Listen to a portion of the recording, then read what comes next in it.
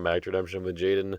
Another Redemption National Tournament is in the books. The 2025 Redemption National Tournament in Rogers, Arkansas was last weekend, and it was a really good time. It was a blast. I had a ton of fun. It was great to see a lot of you fine folks, and also get to meet some new people that I haven't met, and also we did miss those of you who were not able to join us, but hopefully you can share, or you were able to share in some of the experience through the live streams, and hopefully you can do so a little bit through today's video. We're going to be opening up some stuff from nationals and looking at some of the cool things that we got, and also, of course, we just hope that you're able to join us next year, because I'm sure it'll be even better. I think every year they continue to just keep on getting better. The national tournament is always a ton of fun, so I certainly recommend it. Even if you're a new player, wherever you are in the game, I gotta recommend it. Hopefully, we find out soon where next year's nationals will be, and we can start getting pumped for it already. But in the meantime, we've got some goodies from the national tournament. We got to open cards from the new set, Times to Come. It says it on the sticker there. There's no fancy packaging for it yet, unfortunately, but that's all right. It's the cards, what's inside is what's important. Well, we also got some other kind of more custom goodies that were kind of player sourced. One of them was his chosen custom cards that John Hendricks had created for the Redemption Nationals fantasy draft, and you can see this one is a foily one, and it looks kind of dark up in the when I get close there, but you can hopefully kind of see how neat that is. There were non-foil ones as well, but based on my contribution and participation with the draft, I was able to get a foil one. And also, since I was drafted, I did get a regular version as well. So those were pretty cool. We also, if you attended Nationals, you got one of these Baboony blister packs of these Lost Soul tokens. And I'm going to go ahead and open these up just to kind of show you guys what all was in here. So they're basically just a bunch of Lost Soul tokens. They're kind of like normal card stock. You can see he's got the kind of I don't know, I don't know what the word I'm looking for here is, but the token kind of shows where it was from. Nationals 2025, Rogers, Arkansas, and you can see all these Lost Souls that Tim spoiled in the Discord as we were leading up to Nationals. So you can see, we've got the different like doll and what is this? Is this orphans? And then pigs, hunter, imitate. This is a good quiz for me to remember them all off the top of my head. Lost Souls, harvest, fight for the numbers. This is one of the meek ones from Starter Decks. I don't think there's been a version with a verse or with a special ability on it. Lawless, female only, complacent, hopper, tempter, I believe is what this one is called. The sight one from Persecuted Church that captures a female if you put it in a sight. And then shuffler and the meek Daniel Lost Soul. Which, this one's going to be pretty relevant, maybe fairly usable. So. All of them are usable, of course, but this one with all the new Daniel cards in this stuff, we might be seeing a little bit more of that. But these were pretty exciting, pretty cool. So 16 cards or tokens here total. I think they're probably half and half, New Testament and Old Testament, although I'm just kind of guessing that right now. I didn't actually count, but they do alternate every other, it seems. So let's see, new, old, new, old. New, old, new, old, new, new, old, new, old, old, old. All right, well, I lost track, but it looks like about half and half. So these were all pretty exciting. Another thing from Tim with kind of similar, in the similar line here, was the Baboony blister pack, kind of the prize pack one, though. Prize pack version, which he actually had sealed in these foil wrappers here, which are pretty sweet. I'm going to go ahead and open this one now as well. And then before I get into this box, I do just want to talk about Nationals a little bit and kind of some of my takeaways and my experiences, primarily just like Type 1, kind of the final changes I made to my deck, since I feel like I kind of owe it to y'all as you've been kind of following my channel here and seeing the evolution of the Banishing Act deck that I've been working on throughout the season. That's the deck I decided to take to the national tournament, and I've got a few changes there I wanted to talk about. So I'm going to open this real quick, though, because this is what I received for winning the teams event with Tim at Nationals, and he gave this out to the winner, or gave one of these out to the winners of each category. And so this one, I think, is going to be more similar of like tokens, but I think there will be like foils and some other special kind of stuff, and I probably should have given myself a little tear or something to open this before I started recording, but I also kind of just want to, I kind of do want to just try to keep this wrapper in good condition, because it's kind of cool and like commemorative. Maybe that was the word I was looking for earlier. Commemorative. I don't know. Probably not. All right. Let me see if I can get this open in a reasonable amount of time here. Otherwise, I'm just going to cut to me having the open pack in front of you. All right, there we go. That wasn't so bad, right? Tim, what have you done? All right. Yeah. Oh, that's great. Okay, so the cards are just kind of loose in here. Okay, so I got that. That's kind of nice that stayed mostly intact. So let's see what we got here. Okay, so yeah, we got a foil version of the doll token, foil version of the orphans token. So I think they're just foil versions of all of these. There's pigs, hunter, imitate, lost souls, harvest, five of the numbers, that one. It's not my fault that doesn't have a name. Just a meek lost soul, right? Lawless, female only, complacent, hopper, tempter, shuffler. Ooh, okay, so this is Baboony Red Dragon. It's a New Testament Lost Soul token because Red Dragon is New Testament, but this is a special one for these packs. And I believe you could get foils in this one. There was some frequency that they showed up, but I didn't get any in mine. That's all right. We got all these fancy ones. So we got the Red Dragon. So that's the special one there. So that's 16 right there. And then we got the foil Daniel one, and then look, a foil Humble as well. That's pretty sweet. Sorry that the lighting isn't all that great up closer to the camera there. Yeah. Okay. So I do remember Tim now saying like that he included the Humble in the winner packs here, just to remind the winners to stay humble with their victories. It's a good reminder, as sometimes you can let that sort of thing get to your head. I never do, of course. Never, ever. So yeah, thank you so much, Tim, for putting all of these together. Hopefully you guys have been able to enjoy these as well. I don't know what the market for these kind of things is right now, but I'm probably not ever going to be getting rid of my set, so don't bother. But it is a very special and commemorative thing, so I think that was a lot of fun.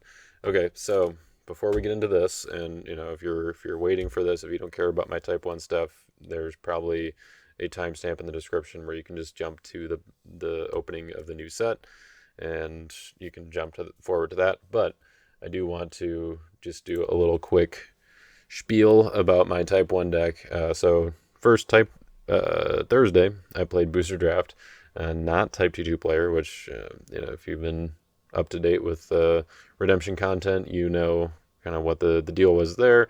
Brian Jones was kind of my pick, or what I guess with Tyler and Jeremy, we decided not to play Type 2 this year, and each of us have kind of a sponsor or whatever you want to call it, but someone that we were kind of working with or coaching, kind of equipping to play Type 2 this year at Nationals in place of us playing Type 2.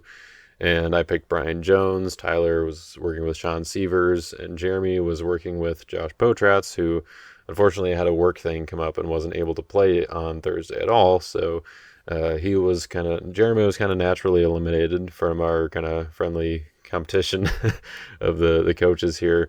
And so that left Sean and Brian, and Tim also played Type 2 this year. My brother Justin played Type 2. So I think we had 12 total in Type 2, which is awesome.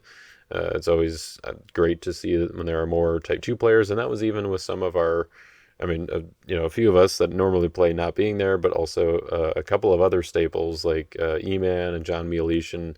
Neither of them were able to be there either for that day, at least. John did show up on Friday, which is great. It was good to see him, but Eamon wasn't there, so we had some Type 2 staples that were missing, but some other people filled in and we're playing some Type 2, so that was awesome. Brian did end up taking down the tournament, so I do have to take a moment to say, take that, Tyler and Jeremy. That's all I really got as far as trash talk, but we did talk about it a little bit already, so I was kind of, I got most of it out then. But now it's kind of saved forever into perpetuity or posterity. I don't know. It's on the internet now. So anyway, I'm excited to get back into Type 2 most likely next year and be competing in that at Nationals, especially with the new set coming out and all the new fun stuff you're going to be able to try out there. And there were also just a lot of things from Israel's Inheritance that I just never got around to trying in Type 2 that I still might want to go back and do, which is good because a few of the guys in my play group are kind of getting more into Type 2, and rumor has it that the Type 2 only might come back this year. I don't know. I'm going to try. That's the plan. I'm hoping to make that happen. So if you are at all interested in Type 2, if you've never heard of the Type 2 only, but you're like, what is that? Keep your eyes and your ears open. Keep an ear to the ground, as there, hopefully will be an announcement about that in the not too distant future. Likely it'll be in the spring here and probably in Minnesota. So you got to be prepared to potentially bundle up if you're going to try to make it for that. But back when it was a more regular thing, when it was an annual tournament, it was one of the most fun tournaments throughout the year. Some people even said it was more fun than Nationals, which, it's more condensed in time. So there's a little less quantity, but quality is great. Even if I know some of you are skeptical because you're like, wait, Type 2 only? There will be some other kind of fun aspects to it and ways to appeal to the Type 1 players out there, I think, or at least that's the plan. But anyway, I should probably stop talking about it before I start over-promising things. For Thursday, I played Booster Draft instead of playing Type 2. And I felt like my draft deck was fairly decent. I didn't really bring it up here. I guess I could. I do have it not too difficultly available. Let's pull this up, maybe. And I probably shouldn't have. Because it's just, all right, my camera is going to disappear for a second here, but here was my booster draft deck. You can just kind of take a quick look here. I had a fairly decent offense, some good green stuff, and you might be thinking like, whoa, dude, like where are all of your good enhancements, like particularly for green? There wasn't a whole lot. There's not a whole lot in here, but just wait. I'll show you the reserve in just a second. We see that I've got Deborah, I've got Dreamers, both ways to take good green or just good OT enhancements from reserve. And we've got Vow for Samuel here as well, which I did use in battle a few times. Vain Philosophy was a good pull. The Hidden Treasures with Joab kind of combo sort of was pretty sweet. I could take out a lot of my opponent's evil enhancements very quickly and easily. So I did do fairly well. I ended up in seventh place, I believe, out of the 56 that were playing booster. Unfortunately, I think my downfall was just my defense not really having much meat to it, I guess. I had some decent battle winners, but really it just wasn't quite enough. Pact with Death was kind of nice that it was flexible, but I'm still getting used to drafting in a two-player environment, or at least for a two-player environment. So here was my reserve. I had a few more good enhancements in reserve that I could take and potentially win battles with. Plague of Blood, I did get off once and took a good enhancement from my opponent's deck, which was kind of cool. And yeah, it was a solid draft. I take pride in the fact that my entire draft pod made it in the top 23, I think is the lowest that one of our guys placed. And I'm gesturing to the camera right now and realizing that you guys can't see it, but um, I feel like our pod deserves some credit for having our whole pod toward the top there. But anyways, all right, enough about draft. That was fun. I did enjoy it. We did not draft with the new set. It was just 2 POC packs, 2 Israel's Rebellion, and 3 Israel's Inheritance, which was pretty fun. It was a good size for the draft, as far as like the draft pool. The time to draft was pretty quick and condensed, so that's something that I look forward to hopefully having changed in the future of just giving us a little more time to draft. That's all we ask. So anyways, Friday, Type 1. I was a little bit conflicted about what deck I was going to play for Type 1. I was kind of leaning toward Banishing Act for the most part, but there was a part of me that was like, oh, should I just go back to something similar to what I played last year with the Angels and Nazareth and Thieves, like just kind of like Turbo Nazareth. I feel like people aren't really going to be ready for that. Joshua decks might be a bit of a threat if they can get to Joshua's sword before Nazareth. There's also teaching parables and all those different things, but that I just kind of felt like it would be okay, but I wouldn't feel the most like comfortable with it. Whereas with Banishing Act, it's something I've been working on all year, and also I just felt like I wouldn't be doing justice to all of you who probably have been following my Banishing Act journey, so to speak, through these Lackey Grand Prix, and I think that was I don't know, engaging. Hopefully, you guys enjoyed that whole series. And this deck was kind of my baby this year in a sense, for, at least for as far as redemption is concerned. Lots of tweaks and fine tuning. And so some of the last changes that I did make before the national tournament, once I decided, all right, this is the deck I want to play, I did want to make a few tweaks. So a couple weeks before nationals, I was actually driving home from a work trip. It was a few hours in the car, and I just kind of had a revelation, I guess, of the fact that Grapes of Wrath, working with the banished lost soul, kind of acts as an angel of the Lord, and I was like, oh, that's kind of cool. Like, I had thought about it in the sense that if my opponent played Grapes of Wrath and I had the banished lost soul out, where is it? And I had the banished lost soul out, I could. Oh, sorry, I'm kind of covering up the banished here. Yeah, there you can kind of see it. If I had the banished lost soul out, then I could kind of nullify their grapes. So if they were smart, I guess they wouldn't be using grapes defensively, because it would just kind of completely nullify the effect. If a card is discarded, you may banish it instead. What Grapes says is that you can discard an evil card in battle to shuffle all characters in battle. So because banish is an instead, it replaces that discard. So if I choose to banish the evil card in battle instead of discarding it, then the cost has not been paid for this part, and then that means that the benefit does not come to be. You cannot shuffle all characters in battle because there was no evil card in battle discarded. So I was kind of thinking about that, working well as far as making Grapes not work against my offense. And then I just kind of had the realization while I was driving there. I was like, oh, wait a second, like I can use this to my advantage with my offense as well. So I can choose to, if my opponent is blocking with a lone evil character, I can play Grapes of Wrath. And if I'm in the lead, I don't want to begin a new battle or shuffle the characters, so I can just banish the evil character instead, and then nobody's shuffled. My heroes stay in battle. It's basically an Angel of the Lord, except it banishes the evil character instead. So that was something that I was like, all right, I think I'm going to have to put Grapes in my deck. I took out Falling Away for it because now I could use it on both offense and defense, and I felt like it was just more flexible as far as the cases in which it could be used.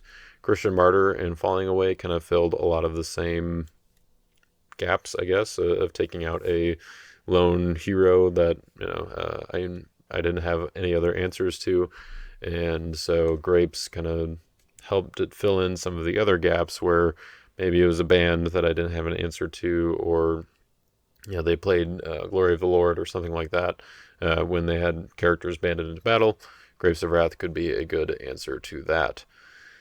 So that was kind of the main change there. One of the other big changes here you can see is the Complacent Lost Soul, which you can count here. I've got 1, 2, 3, 4, and then like Crowd's Choice and 3 Woes, or maybe kind of like count for half, but like 4 dominants that are pretty much only used in battle, and then 2 that are often used during battle, and putting in a Complacent, which again I'm kind of covering up, but it's kind of a little risky. You can kind of see it over here.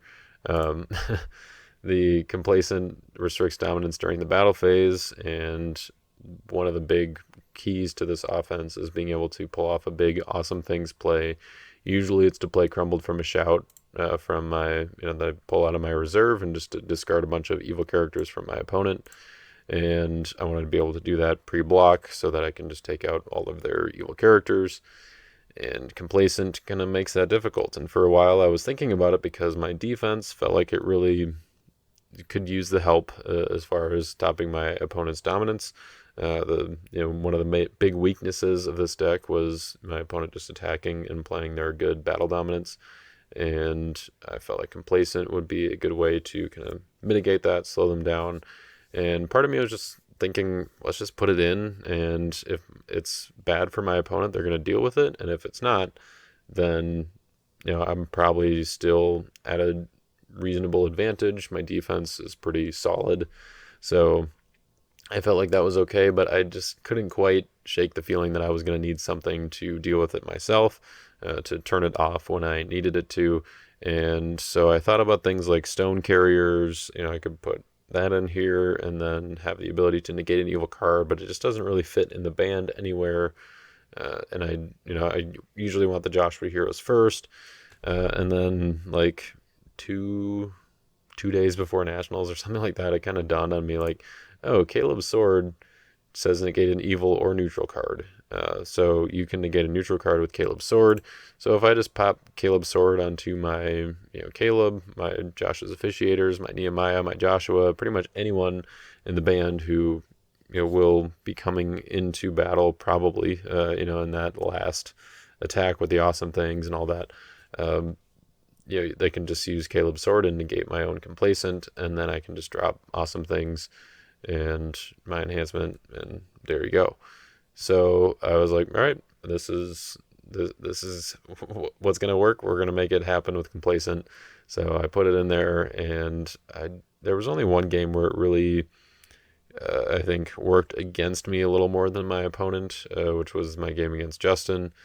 And there were just a couple of moments where I was like, oh, I need to be able to play a dominant here.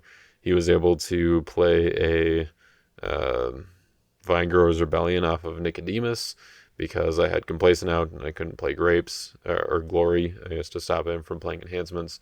So that was a bit of a backfire, so to speak. But for the most part, I do believe that Complacent put in more work for me than it did for my opponent, and so that I think was a reasonable inclusion to fit Caleb's Sword in reserve here. I did take out Joshua's Command. And then also the one other change to mention from the reserve here. Oh, and I guess I took out Covet to put in Complacent, which I didn't end up regretting too much, I don't think. Like missing out on Covet, I think that was okay. I didn't feel like I was strapped for Lost Souls or like Soul Gen too many times throughout the day, and if I was, I don't know if Covet would have even made a difference because of deck protection and that kind of thing.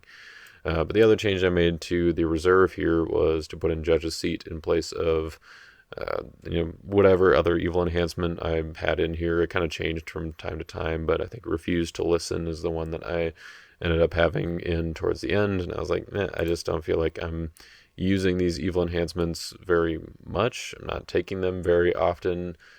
King of Edom was kind of the only like main way to get them out of reserve, or the only way I really wanted to, because Storehouse, I pretty much always wanted to take something good.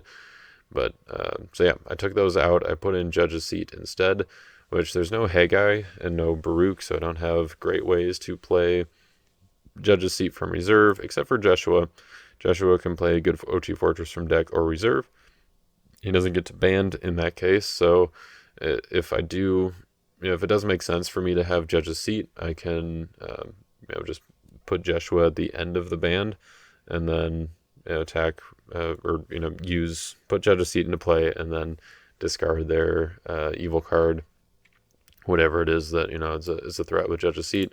I just figured having kind of one more answer to Prince would be a good idea, especially with all the brigades that this offense likes to run.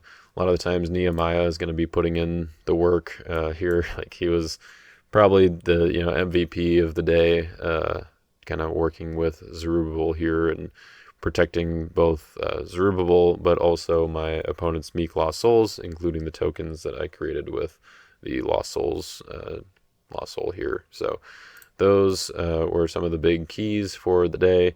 I went throughout the first 9 rounds, and I had one loss. I had 2 timeout wins, but I had one loss to Sean Murphy from Iowa, who ended up taking second place. So that was pretty sweet to see him kind of crush it throughout the day. He beat me, and then he beat Tim in the round after that. So he was definitely doing well. He was playing well, and we announced it at the end of Nationals as kind of one of the trivia things, but he's the youngest player to place in Type 1 at Nationals, which I think is pretty sweet.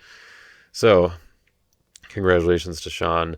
I did feel like I kind of got the bad end of the deal in our game. I mean, I lost, but it just felt like it all kind of fell apart. Like, I had a shot at winning, or I was probably going to win that game, but he managed to pull kind of the right cards, and then he sequenced them correctly and played it correctly. So it wasn't just like, he drew what he needed, but he actually, he played it very well. And the upkeep, he got the double woes trigger to negate both my Jerusalem Tower and my Storehouse, and then he knew that I had Scattered in my hand, but he still was like, well, I just got to go for it, and he pushed his big Joshua band into battle. He drew a bunch of cards between Captain and Joshua's Sword, and he drew into his Spies at AI, however you want to pronounce it, whatever, to be able to band in. And I think he also had Promised Land or Teaching in Parables, one of them that turn as well. And the 2 evil characters that I had in my hand, he was able to take one of them before battle, and then the Spies at AI, he was able to band him in, that he drew into and revealed my hand. Saw the Scattered in there with 4 brigades, and was able to take my other evil character. And then he did me a little dirty. I don't really fault him for this, because I know it wasn't intentional, but the dominance were restricted during the battle phase, as we both actually had Complacent out. And so I think he was, not really. He knew that he couldn't play them like right away. I mean, I guess kind of once you rescue the Lost Soul and the battle's over, dominance are no longer restricted. But he put down a couple of cards first, and then he was like, oh wait, dominance aren't restricted, and then he played his Son of God and Second Coming, and it was kind of, I mean, it was a little bit funny, but also just a little bit frustrating. It was like, oh, like, he gave me about 30 seconds of hope, like, okay, he doesn't have them, I'm going to be able to get my turn, and I'm going to probably be able to rescue a Lost Soul and play my dominance, or hopefully draw into them. I don't think I had either of them, or maybe I just had Second Coming at that point.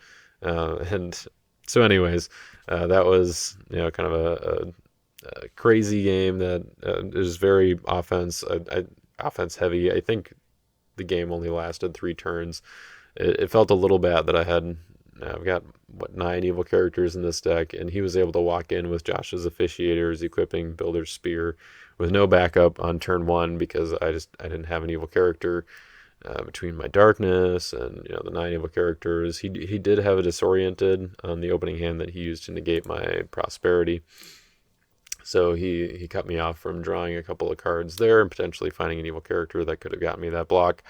So anyway, very well played by him. I'm glad that he ended up doing as well as he did. Made me feel a little better losing that game. I was like, all right, yeah, he's been a solid player for a while, but yeah, I think he really just kind of came out of nowhere this Nationals and surprised a lot of people. He got second in sealed deck last year, so I mean he's been known to be a good player, but in a constructed format, just kind of showing his grit and his endurance through 10 rounds. That was pretty sweet. So shout out to Sean. Well done. And so going into the last few rounds, I guess, I played a few tough matchups. I played Jeremy. That was on Tim's live stream, so you can check out that game if you want to. And then I played against Tim. That was on my live stream, but unfortunately, I didn't switch the scene. So you're just looking at the room while we're playing the game. You can hear the audio as he and I talk to each other. And it was a pretty good game. It was one of those games where I was like, oh man, it's all done. There's nothing I can do here. He got to 3 really quickly. But then I kind of started to stabilize a little bit, and I realized he doesn't have his dominance. He doesn't really have a way to get them. I was able to keep my 3 woes on his one with a child, and I was able to just kind of hold off his other attacks. He never found one of his mass banders that he needed to kind of get things rolling, get back into the game a little bit, and I was able to hold him off from getting his big 2 and ended up winning that game 4-3. So that was a very close one, but it was a timeout win. And then I believe it was the game right after that I played against Tyler. That one was on my stream, and we did it was correctly live streamed. You could actually see the playing surface, so that was a good one as well. You can check that out. You can see me misplay a bunch of times into his defense, but also you can see him misplay a little bit into my defense, my Banished Lost Soul in particular. That was a good one. And it was just a very grindy game of kind of 2 more balanced decks kind of going at it. So it was a lot of fun. It kind of felt like okay, this is how Redemption is supposed to be played, kind of a game. So definitely check that one out on the stream. Hopefully at some point I'll have gone back to the streams and put timestamps on them for each of the games. That one also ended up being a timeout win in my favor. I did make at least one a misplay that I think was kind of the worst of them, where I just completely sacrificed an attack, and it was one where I probably could have generated a lot of value, maybe found my dominance, and potentially gotten the full win there. But I don't know. It obviously it's hard to say, but that was one where if I had played a little better, if I had kind of been more familiar with the cards that Tyler was running in his deck, which if you don't know, you check out the Land of Redemption article for his deck, which did end up coming in first place. Spoiler alert, you probably knew that already, but going into the last round, I was in first place, and so I was kind of like, oh, we should have done min +3, because that's what we initially said, but we were expecting more than 64 players. We ended up with exactly 64, and so min +3 was technically 9 rounds, but we still played the 10 rounds anyway. If we would have just left it there, I wouldn't have had to play Brian, and that game was, I don't think I was going to win necessarily, but I did make a misplay that kind of made it so that I didn't have a chance. I didn't have the opportunity to block, potentially get the block, and then be able to win on my turn. It was kind of another one of those back and forth, just super offense directed games. Brian kind of came out quickly out of the gate, I think I was able to get one block. I think he was able to get one block, but he was a turn ahead of me and was able to. I mean, this part was even crazier than what Sean pulled against me, where Sean got the right stuff, top deck his Spies of AI, but Sean was playing a 57 card deck. Brian was playing his 100 card deck, and last turn, right off the top, he rips his Son of God and his three woes. He's able to take out my complacent. He's able to play his second coming, get his Son of God back, take out another Lost Soul, and then play three woes on my shield so that the other Lost Soul that I underdecked would come back so that he can make the rescue.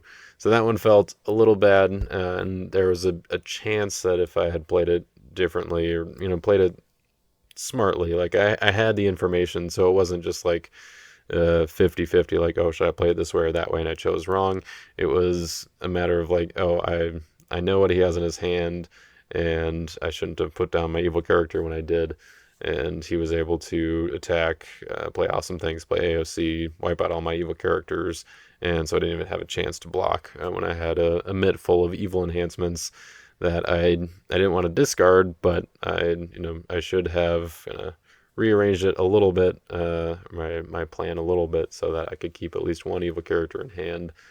But the other cards in my hand were ones that I was thinking I was going to need on my next turn to be able to find my dominance and also generate a Lost Soul for me to rescue from Brian. So it was a good game. It was a close one. It felt a little, I think it was a little closer than it felt because it felt like I just kind of threw it away.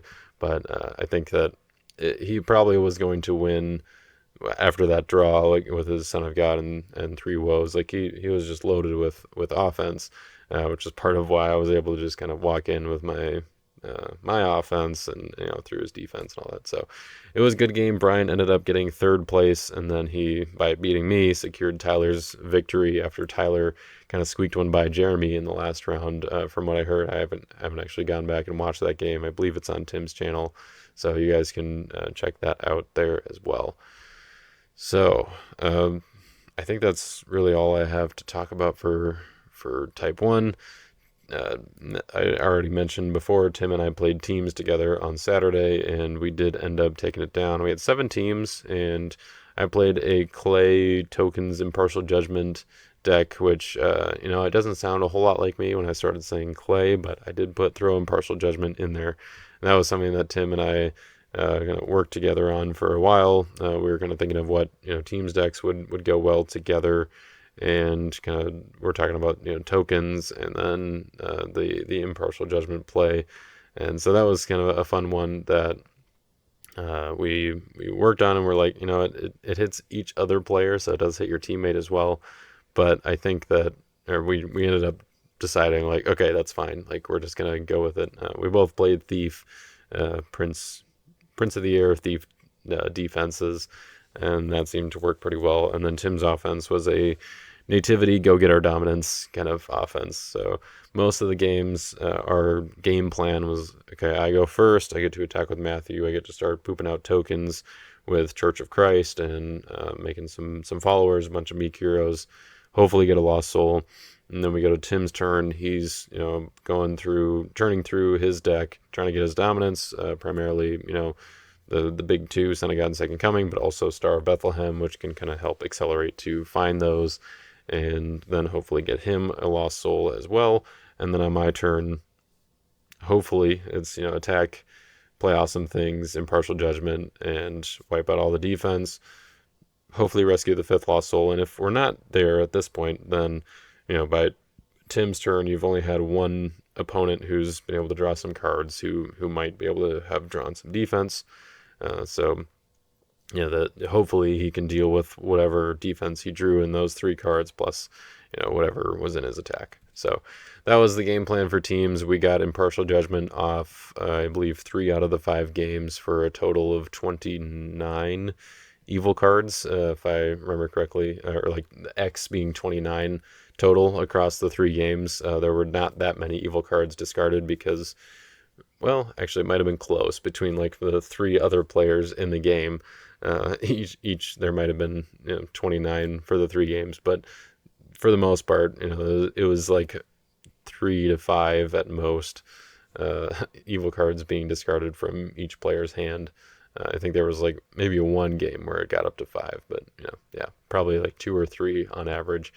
But anyway, that is usually enough if you're able to, especially if you're able to bounce through your characters. We had some plans for that, and so it seemed to just work out well, kind of how we'd planned, and we executed it mostly well. The last game was a little bit sloppy, where both Tim and I made some mistakes that led to lost battles, but we ended up tying that game and still maintaining the lead because we had already beaten the guys who were just behind us, a few teams who were just behind us. So yeah, that was fun. Good fun opportunity to, I guess, bring the team back together after Tim and I teamed up for Kentucky State, and we were like, all right, let's do this again. Yeah, this was fun. Pleasure doing business with you, kind of a thing, even if it was monkey business. So that was teams. I didn't play sealed deck, so I don't know too much about that other than the fact that Brian's deck was kind of nuts. I'm just going to throw this out there as a public service announcement. If you open a 20 shekels in your packs, in your Israel's Rebellion pack, playing sealed deck, don't trade it to your opponent. I'm just saying, unless they've got something like really good, really spicy that would fit super well in your deck. 20 shekels is just, it's going to be a better card pretty much all the time. Getting that hand information is really good, especially in a limited format like sealed, where they might have a negate, they might have a battle winner, and if you can see which one they have, it's going to guide your attack much more cleanly. Whereas in constructed, the opponent's probably going to have a few more options, and their deck's going to be built a little bit better to handle different situations. In sealed, perhaps not so much. So hand information is important. Don't trade good cards to Brian. That's that's my advice. Just throwing it out there. Sorry, Brian, but somebody's got to say it. Somebody's got to stop him.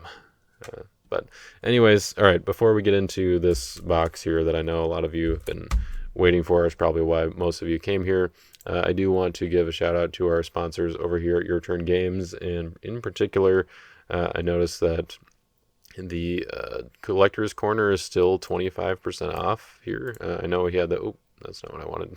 25% off search. What does that mean?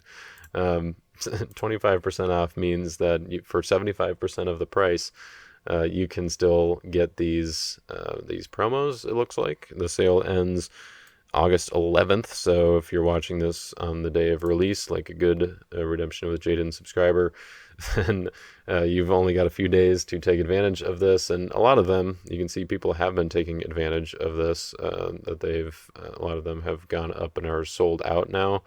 And so if they're grayed out, that means they're sold out. So don't try to buy a first place Benaya for $0. That's Andy hasn't set a price on some of these, at least in particular, mostly the ones that he's doesn't have available right now, because the market is still pretty fresh for some of these, like some of the foils and some of the national promos. So there might not have been very many transactions having taken place to set what a good price would be, but a few of these are available, so you can go ahead and take advantage of that there. Otherwise, there's also Times to Come available for pre-order. So if you go to the display boxes area here, you can see Times to Come, booster packs, display boxes. They are all still available for pre-order, and we'll see how soon Rob is able to get all of those distributed to the vendors and all that. So I don't know when the pre-orders are going to be fulfilled, but hopefully sometime soon. In the meantime, you can hang out with me and we can open some packs. Let's dig into the new set here. I did open a box at Nationals. I bought 2 of them, and so that was pretty fun to be able to see some of the new cards. I did not open a foil in my first box, but foils are available. They are again in the set here, so, or in the boxes at the same 1 in 10 frequency. So hopefully we'll get one today, and hopefully you guys will enjoy this little ASMR plastic wrap opening here. That I thought it was going to be a lot easier because of this little hole that's in the top, but it's a pretty tight hole there, and my fingernails are not well prepared for this moment. Oh yeah, here we go. Crispy wrappers. Classic. Alright. Times to come. It's time to open. Now, I know people kind of have their superstitions about where the ultra rares are in the boxes, so I'm just going to set a few of these out, and we're going to do these ones all later because I don't want to ruin any surprises here.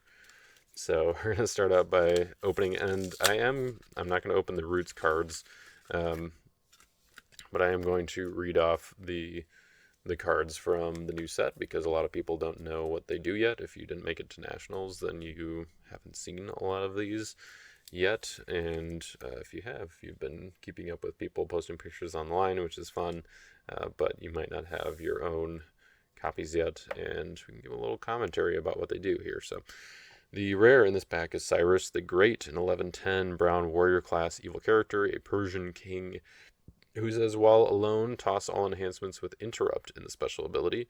May ban to a Persian from reserve or a territory cannot be negated. This, I think, is really cool because it means, one, they brought back toss, which, we weren't positive was going to happen, I don't think. It's been a while. I don't think toss was on any of the cards in Israel's Rebellion or Israel's Inheritance, if I remember correctly. So they decided to keep toss in the game, for whatever rotations down the future or however that looks. Cyrus the Great has a toss ability, and also it's similar to like the Cross and Colosseum, who toss cannot be negated stuff or stuff with negated in the special ability. Cyrus tosses the stuff with interrupt in the special ability, which I think is pretty cool. And then also a CBN banned from reserve or a territory. That's also quite good. But if you ban, then you don't get the toss effect because it's only while alone. So cool rare there. Great card with Cyrus the Great. I didn't actually intend to do that, but here we are. No strength to stand, a brown 0/6 evil enhancement. You may take an OT brown card from deck or reserve. Persian may ban to an evil OT human. So you can search for an OT brown card. So that could be a character, that could be an enhancement, could be a curse, I guess, yeah, which is an enhancement. And then you could take a character that you want to ban to, and then Persian may ban to an evil OT human. So it seems like a pretty vanilla card, but I feel like we see that with a lot of the cards in this set, where it's a fairly simple ability, but it kind of gives you more options of what to do with it. This one, you don't have to take the character you ban to, but maybe you're taking an enhancement that the character you're banning to can play or something like that. And then Patrollers of the Earth, a Zechariah Angel here, 9/6, a Warrior Class Angel. You may draw X, limit 3, or exchange up to X cards from hand with an equal number of good OT cards from reserve, cannot be negated. So this is like a Concealed Riches kind of effect, or a draw, and it's on a cannot be negated hero. The X is a number of your Zechariah heroes, and also it is generic, so you can have multiples of these in play, and you can ban them all into battle with stuff. So I think that's kind of cool. They all trigger off of each other because they're all Zechariah heroes. So there's definitely going to be some cool angel builds going on here in Type 2, I think, and also it's just a good way to get value, and the fact that you can exchange multiple cards for multiple other cards in your reserve is pretty good. Concealed Riches has seen a little more popularity now, and making combos and stuff happen. And I'm excited to see if this will enable some of that, those kind of shenanigans here as well. Although it only happens once you attack. It's a little easier when you're. It's a little easier when you are, pre-battle, I guess. And then Lions in the Den. 7/6 brown and crimson evil character, generic animal and genderless, and lion. You may discard a human if it is a hero. Its controller may reserve a good card from hand instead. If you control another lion, repeat one time. So kind of similar to lions from Cloud of Witnesses, but now it has a repeat ability, and it itself is another lion, so it works well with Pride of Lions, and it's kind of a fun card. It's not Persian or anything, so it's not like it'll have a whole lot of synergy with Persians, but I think in animals and brown, they have probably like the best kind of brigade overlap there. So you got like Leviathan and Behemoth and Old School Lions, Wild Ox. So it'll be interesting to see if there are any kind of brown animal decks going around here. All right, next up we got the Restored Land as our rare. If your OT Prophet attacks, you may discard an evil character from a deck. Protect good OT Prophets and territory from opponents. I'm going to take off my watch here because it's kind of getting in the way. This is a good fortress. It's an Ezekiel card for whatever purposes that matters. And it's kind of like a hidden treasures sort of thing, except with hidden treasures, you get to discard an evil enhancement. With this one, you get to discard an evil character from a deck. So with both of them, you can just start picking off evil cards in your opponent's deck all the time, willy-nilly. And then also the Protect Good OT Profits and Territory from Opponents has some solid implications, I guess. I mean, there are a lot of good OT Profits, and it doesn't just specify green, so this could work well in various other decks, and even the attack ability isn't specified. It doesn't specify green OT Profit, so this works with Joshua. This works with it's Moses, but he's green, so it kind of defeats the purpose of me saying that. But it works with David. Not all versions of David are green, so you get various ways to utilize this card. I don't know if it'll go in any posty decks. Unfortunately, being a good OT fortress, we always like to see more of those, but probably won't be featured in any of those. Although we did get some good OT Profits that do want to be in posties, so we'll see. But next card here is None to Rescue, an XX brown evil enhancement, where X is the number of Meek-Law souls you control. It says reserve a hero or up to X heroes. You may draw X, limit 3. So if you control a bunch of Meek-Law souls, you can reserve a lot of heroes with this.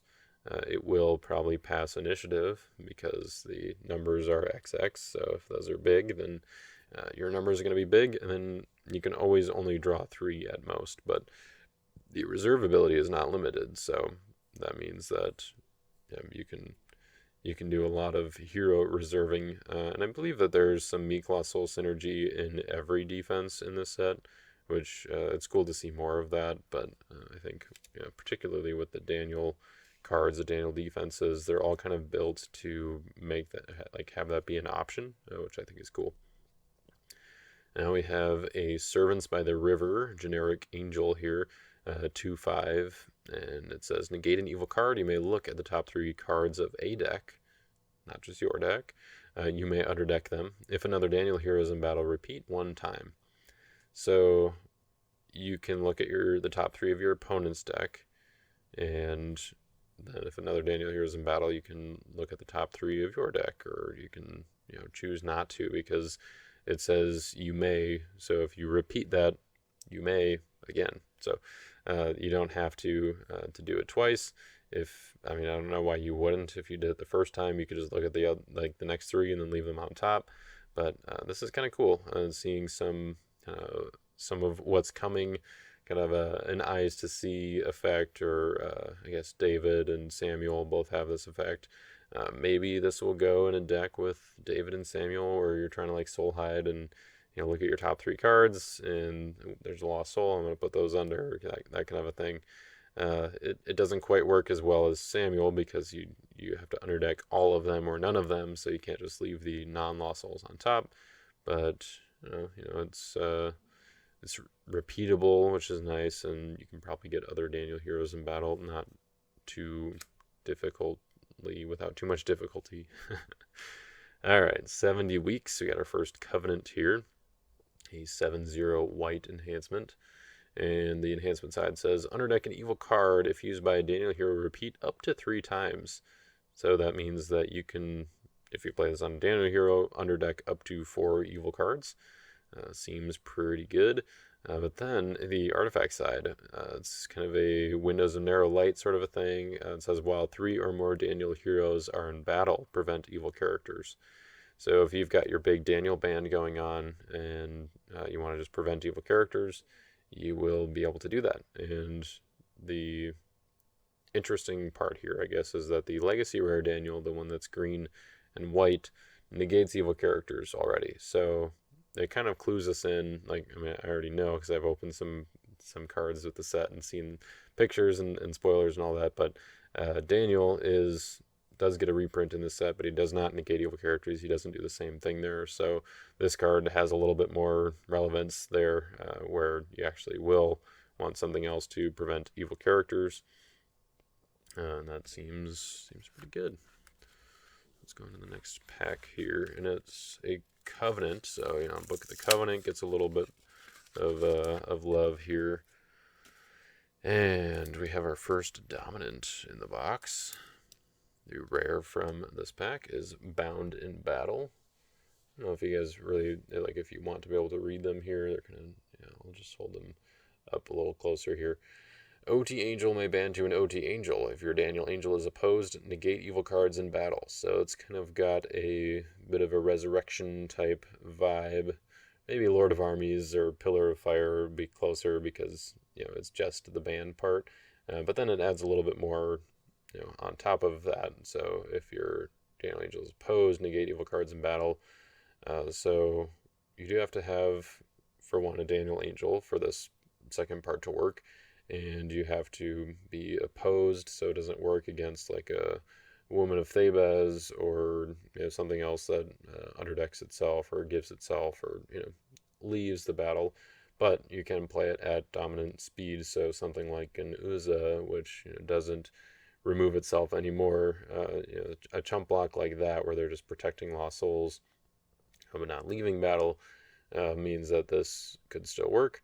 But otherwise, I mean, it's even without that, it's still pretty good being able to just bring in another OT Angel if you are in kind of the OT Angel theme. And then even if you are just playing OT Angels, like you're not playing other Daniel heroes, this really only cares about the Daniel Angel being opposed, and you're probably going to be wanting to play Michael and some of these other Daniel Angels, maybe Servants by the River, I don't know. But there are definitely reasons to be playing Daniel Angels outside of just a kind of Daniel focused offense. So the next card here is Given from God, a 2/5 white territory class enhancement. First territory class enhancement of the box here. It says you may look at the top 7 cards of deck. You may take a good Daniel card. If used by a Daniel human, repeat 1 time.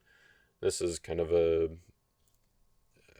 unique flavor, I guess, of some of the enhancements that we saw in Israel's Inheritance, like the Intervening of Prophecy, Fruit of the Land, and was there a purple one? I don't know. But looking at the top 7, taking a good card, or in this case, a good Daniel card, and then you can get this effect twice. And that's pretty good. Like most of the Joshua decks I saw that were using Fruit of the Land, they didn't play it a second time. I don't know if I really saw any Intervening of Prophecy going on. So even though both of those are reusable, there's Intervening that underdecks itself and Fruit of the Land that reserves itself.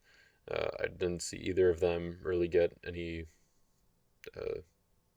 reuse, second uses throughout the games. And so Given from God, the fact that it just you repeat 1 time, you can do this twice when you play it, that seems pretty good. Unfortunately, the cards that you look at, I mean, unfortunately or fortunately, depending on if the cards are good or not, but the top 7 cards, they stay on top. So you take a good Daniel card, and then the rest of the cards just stay at the top there. So if you wanted different cards, or you don't want 2 of those, then you can hope for the best, and that maybe the 8th card in your deck is the one that you want. But you don't get to like underdeck those and then get a fresh 7. That might have been more. I don't know if there would have been space for that, but I might have tried to do that. if I were designing the card, but I'm not, and that's okay. So it's definitely still a good effect there. Overlooked Ordinances was one that was spoiled on the Discord. A brown territory class enhancement, 4/2, says you may place this card on an artifact, negate that artifact, restrict artifact's controller from deactivating artifacts. So this was kind of an interesting one. A unique interaction, I guess, with artifacts. The fact that you're restricting them from deactivating artifacts means that the one that it's placed on has to stay active, and its ability is negated, but perhaps it's confusion of mind or something that cannot be negated, but maybe you don't care. Maybe your heroes are all CBP or whatever, but you just want to stop your opponent from deactivating that artifact to activate something else. So that seems pretty cool. I like this effect. I think it does introduce some weird interactions, but overall I think it's pretty straightforward. Will it be played often in Type 1? That's a good question. Maybe in Reserve. I could see like grabbing this out of Reserve from Storehouse or with Storehouse, and then if your opponent has a particularly annoying artifact that they have active, or maybe that they deactivated and you want to stop them from reactivating. But I mean, it does negate the one that you place it on, so for the most part, it will be good against the annoying artifact as well, even if they have it active. So, yeah, I don't know. It doesn't really have any in-battle utility, so there's not really any reasons to play it in battle unless you need the numbers, I guess. But so it will take up a territory class for turn. I don't know. It'll be interesting to see if it makes it or not. It is a Daniel card, which is relevant for some cards here. So, and then Ezekiel, Sign from God, is our last card in this pack. He is a 5/10 green prophet, major prophet, and priest. They didn't put clay on the priests in this set, which I think is okay. But I mean, it's kind of reinforcing the plan, I guess, that they have, or kind of the change that they've been implementing of not just including every brigade that could be relevant to a card on the card, but kind of giving different aspects. So maybe at some point in the future we'll see a single brigade clay Ezekiel, but now we just have the single brigade green one. It says look at opponent's hand, top deck an evil card, except a single brigade evil card may ban to an Ezekiel hero, cannot be interrupted. This one's pretty cool. It works similarly, or kind of in conjunction, I guess, with all the new cherubims and kind of the old cherubims as well.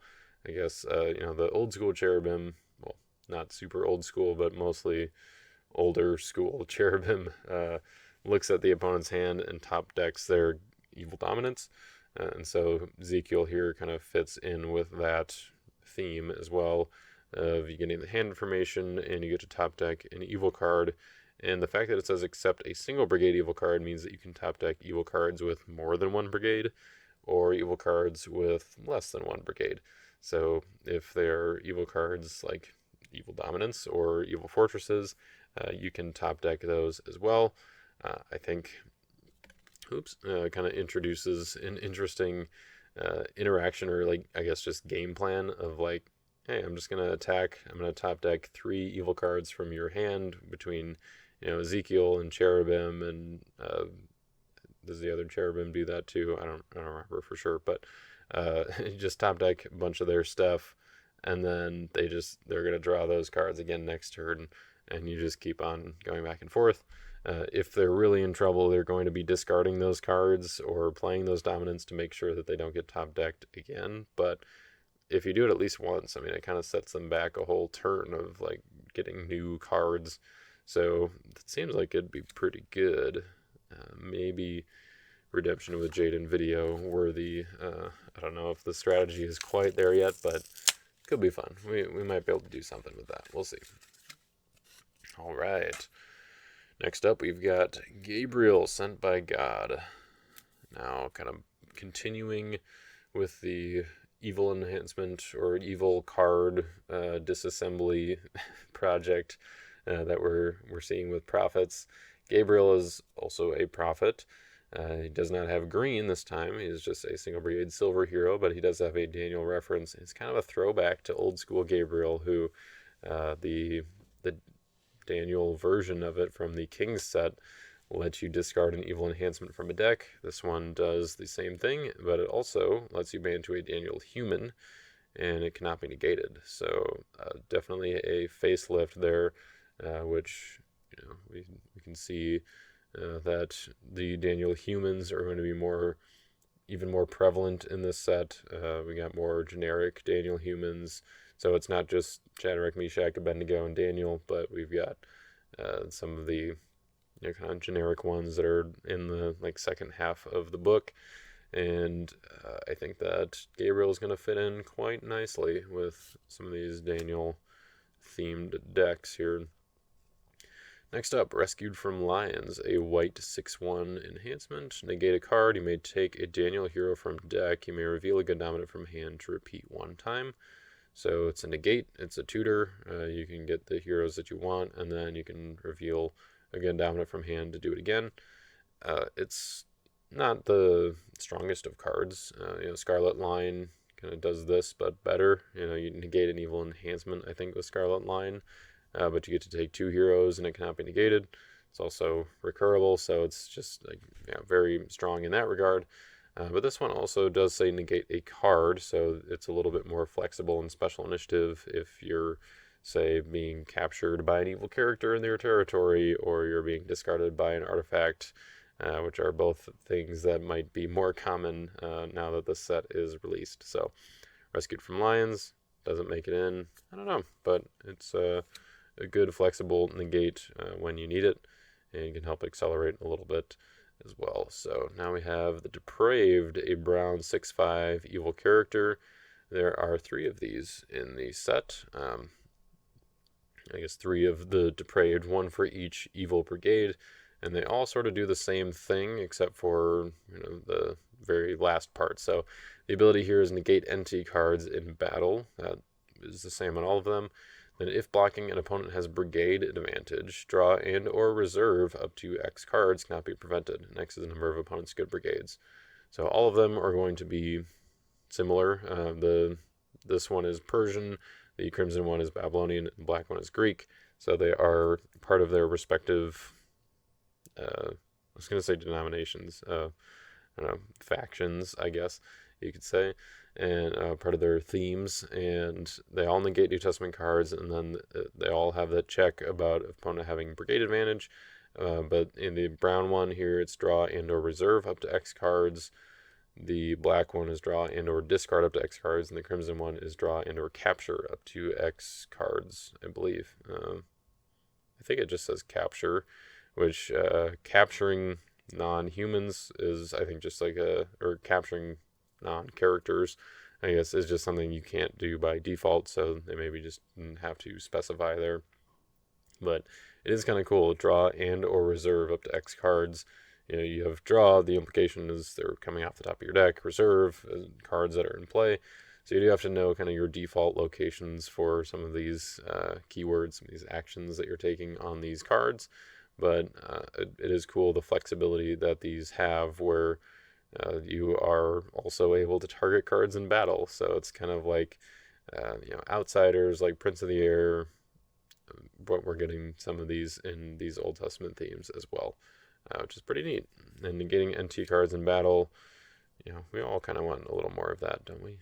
All right, and then Rulers over Earth is the last card here, a Fortress evil character dual icon card.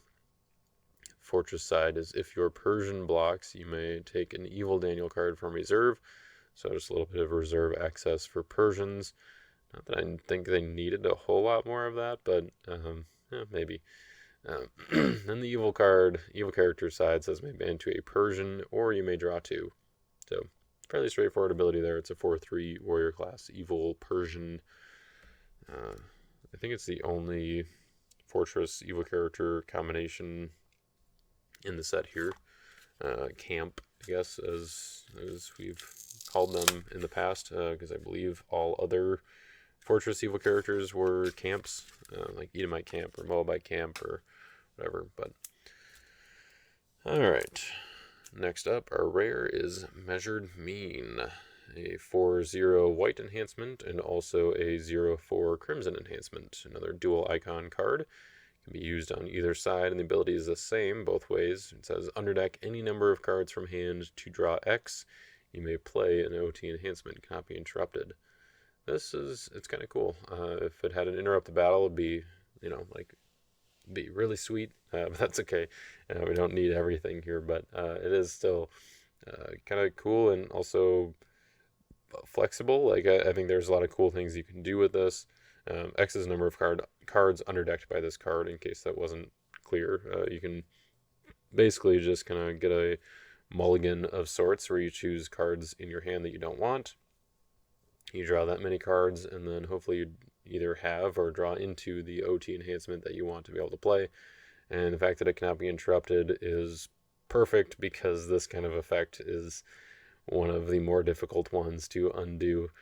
So it's it was wise of them to put that on there. So props to the card creation team. I'm sure they had the same thought of like, yeah, we don't want people having to undo this card, so let's just slap a cannot be interrupted on there, which seems to be perfect. A couple of things that come to mind with using this are mainly just the stuff that interacts at the bottom of your deck. So Gates of Hell comes to mind. I guess if maybe you got a Daniel offense and a demon defense or something, you can underdeck some demons from your hand and then draw X, and then you can use Gates of Hell to bring them out. That's just kind of one of the things that comes to mind. I think there are other things, especially with evil cards. You can reveal the bottom card of your deck, or do other things with the bottom. I think it could be kind of fun. There's some fun things that you can set up with this, especially because it has the playability as well. So you play that and it doesn't pass initiative right away. All right, Zechariah the Seer, a 4/9 green brigade hero here, who has one of the coolest identifiers in the game. That second one there, post-exilic. Yeah, we got another posty reprint here in the set, and I believe there were just 2 posty reprints in the set, despite one of them missing the identifier. Oops, sorry Malachi, but so Zechariah the Seer says you may reveal a good dominant from hand to protect heroes from harm, may ban to a minor prophet or a Zechariah hero. This one's pretty good. It's a common, but protect heroes from harm, like, all right, we'll take it. There are definitely some other fun aspects about this guy that I will be happy to show you in a future video with kind of a post-exilic hero update. We just got that new promo as well that was released or spoiled in the Discord yesterday. So if you are looking for some posty love, it's coming. Posties are coming back. Not that they were really ever gone, except for a little bit after rotation, but they're still good, and I'm excited to play around with a few more things with them. Maybe the Joshua stuff will be coming out of Banishing Act, and posties will be back for real. We'll see. Order to Kill. Discard a character. I'm just reading the ability right away, I guess. Discard a character. If it is evil, prevent the next good enhancement played in battle cannot be prevented. It is a 5/1 Crimson evil enhancement here. This is an interesting one. You can either hit the character in battle, probably the hero in battle, but then if you want to pick off one of their evil characters in territory, if you want to pick off one of your own evil characters in territory for some reason, then prevent the next good enhancement played in battle cannot be prevented. So for one, CBP on a Crimson card, I'm all for it. I like it. I want to play this on my Terrified Chiefs all day, every day. Most likely, I don't know. Terrified Chiefs already prevents other cards in battle, so preventing the next good enhancement played in battle, not that great. So maybe there are better CBP options here, but still, I like it. Order to Kill. It's just kind of it's another one of those simple abilities with kind of some flexibility, and I think that those are always very cool for cards. And now the Former Forgotten, a 3/4 green enhancement. It's says, reserve all evil cards in battle. If used by an Isaiah hero, you may take an OT green enhancement from discard pile. So a area of effect battle winner, so to speak. It hits all evil cards in battle, and then also you can use it to bring back some of your whatever other of your OT green enhancements you're using. All right. I don't know if we're halfway through the box yet, but I might need to speed it up just so we don't go on too long here, but you guys probably don't care too much.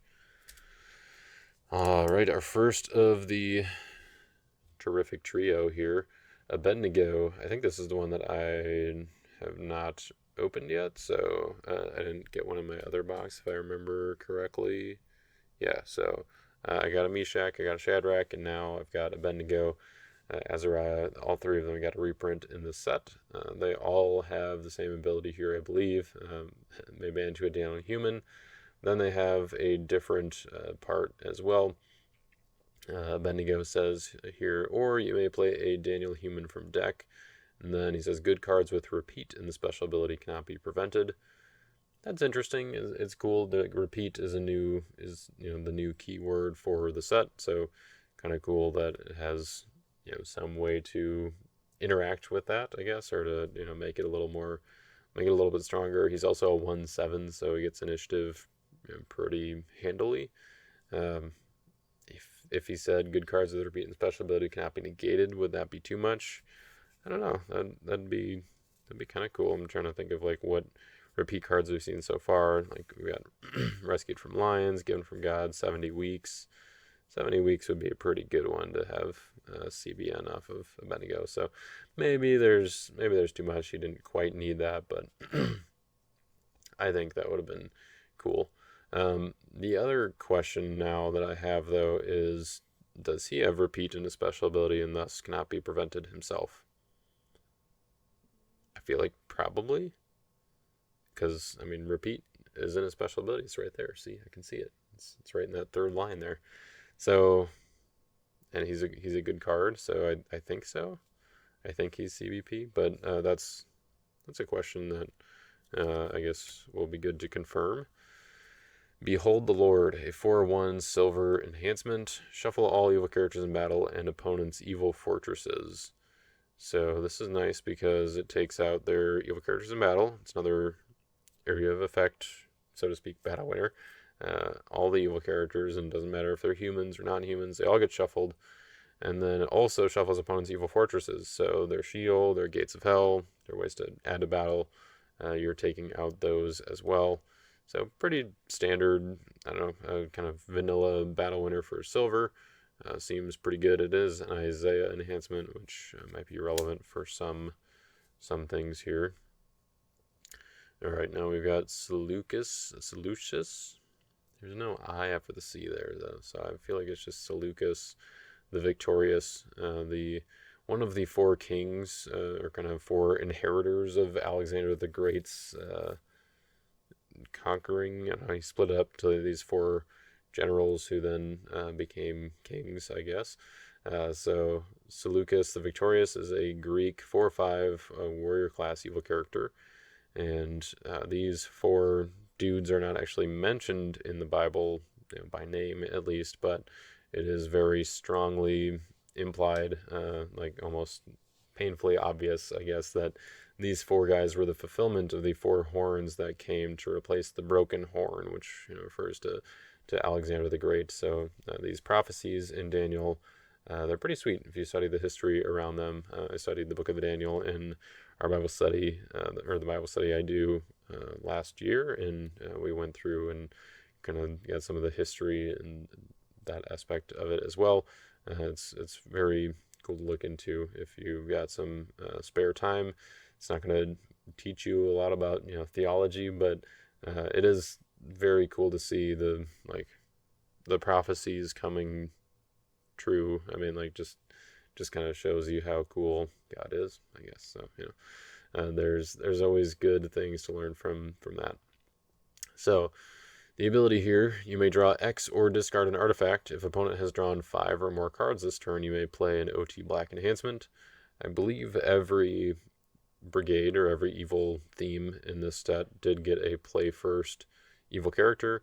This one has an X without a limit. Draw X without a limit. X is the number of heroes in battle. So if they're coming at you after they've done a band with the resurrection, or maybe they're playing posties and they've just got a whole line of heroes in battle, this guy is going to be your go-to. You can draw a bunch of cards, and then if your opponent has drawn 5 or more, so kind of that foreign wives condition right there, you get to play an OT black enhancement.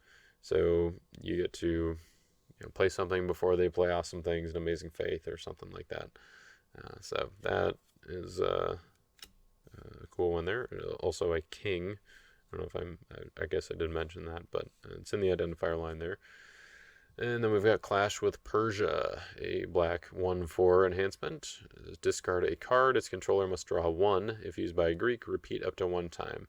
So this is kind of reminiscent, or I don't know, seems similar to Order to Kill, where it kind of has that discard effect and then some other kind of bonus aspect to it. This one just says discard a card, though, so it can be anything, not just a character. And then whoever controls the card must draw 1. If it's your opponent, then hopefully you've got a bomb active, so you can discard something else in their territory, and then you can repeat up to 1 time. So you can really do a lot of damage with just one of these, and it's a CBP enhancement.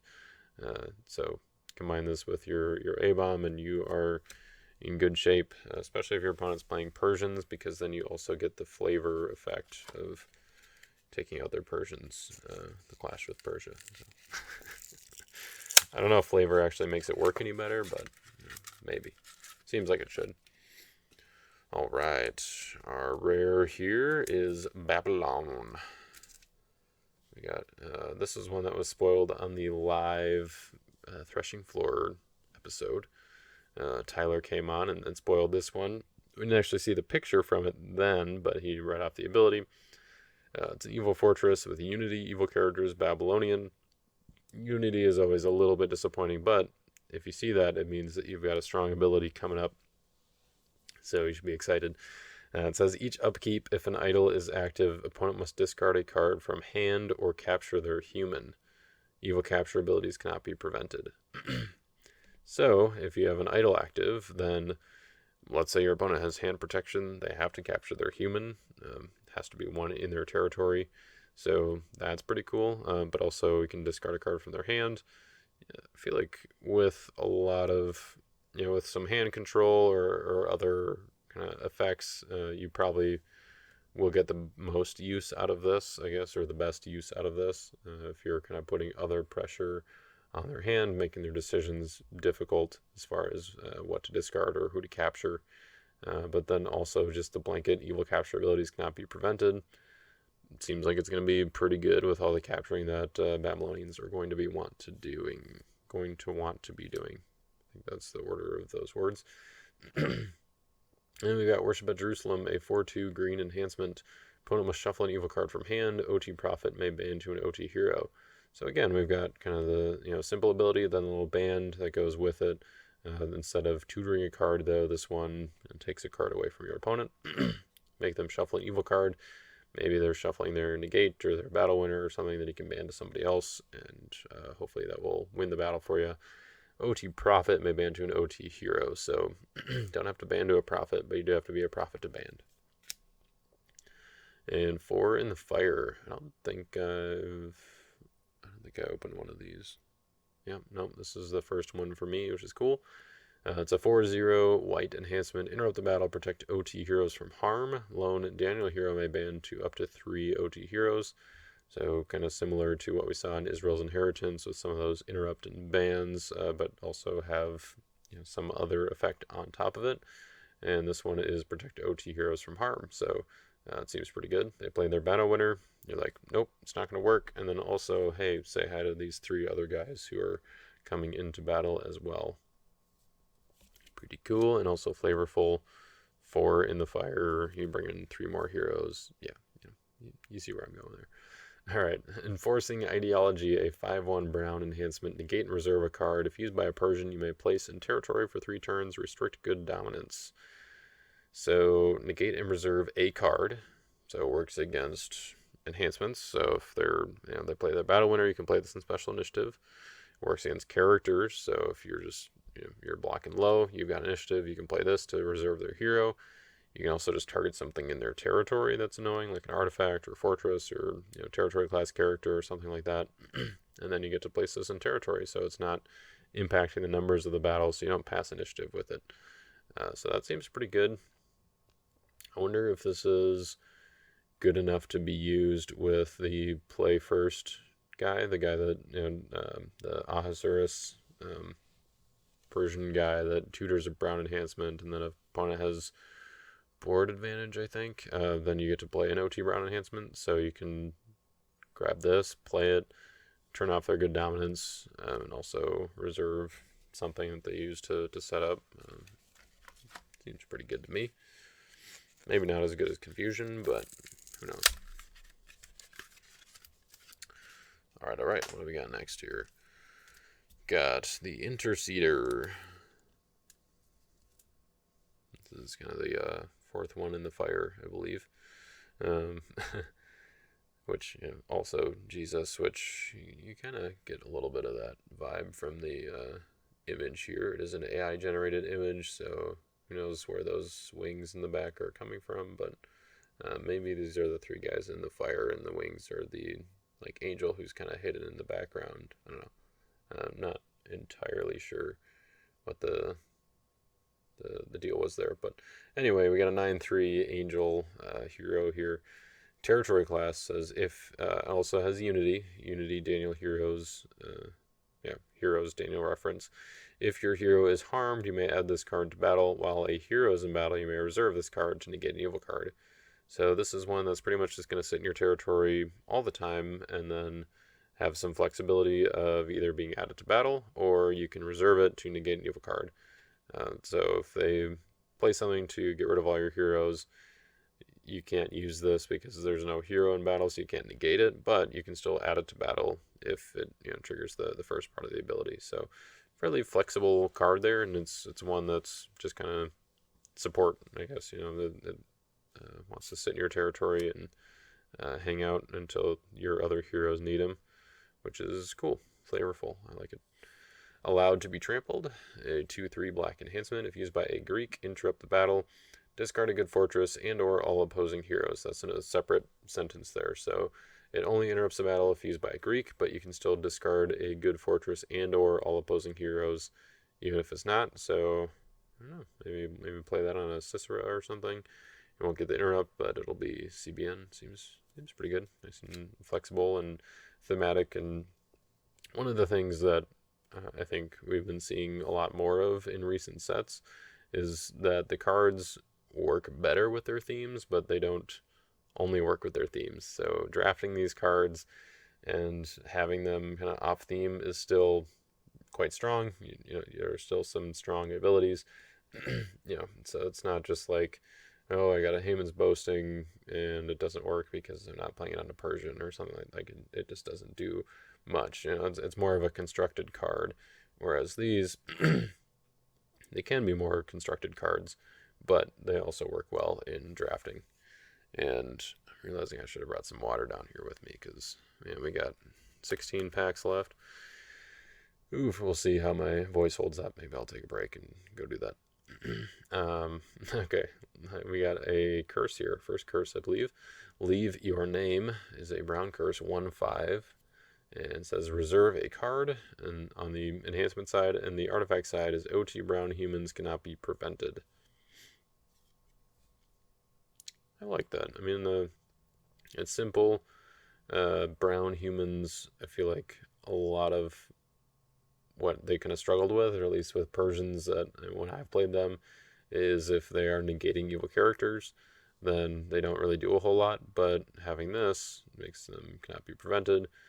It's kind of like I Am Salvation in the sense, or I Am Sustainer in the sense that, like, it's probably not going to see a whole lot of use just by itself, but maybe there's some good curse synergies it will find its way into some lists, where maybe you can have it active in a different place. I don't know if it's worth using that brown territory class character from Prophecies of Christ, where you can activate a brown curse on it. I don't know.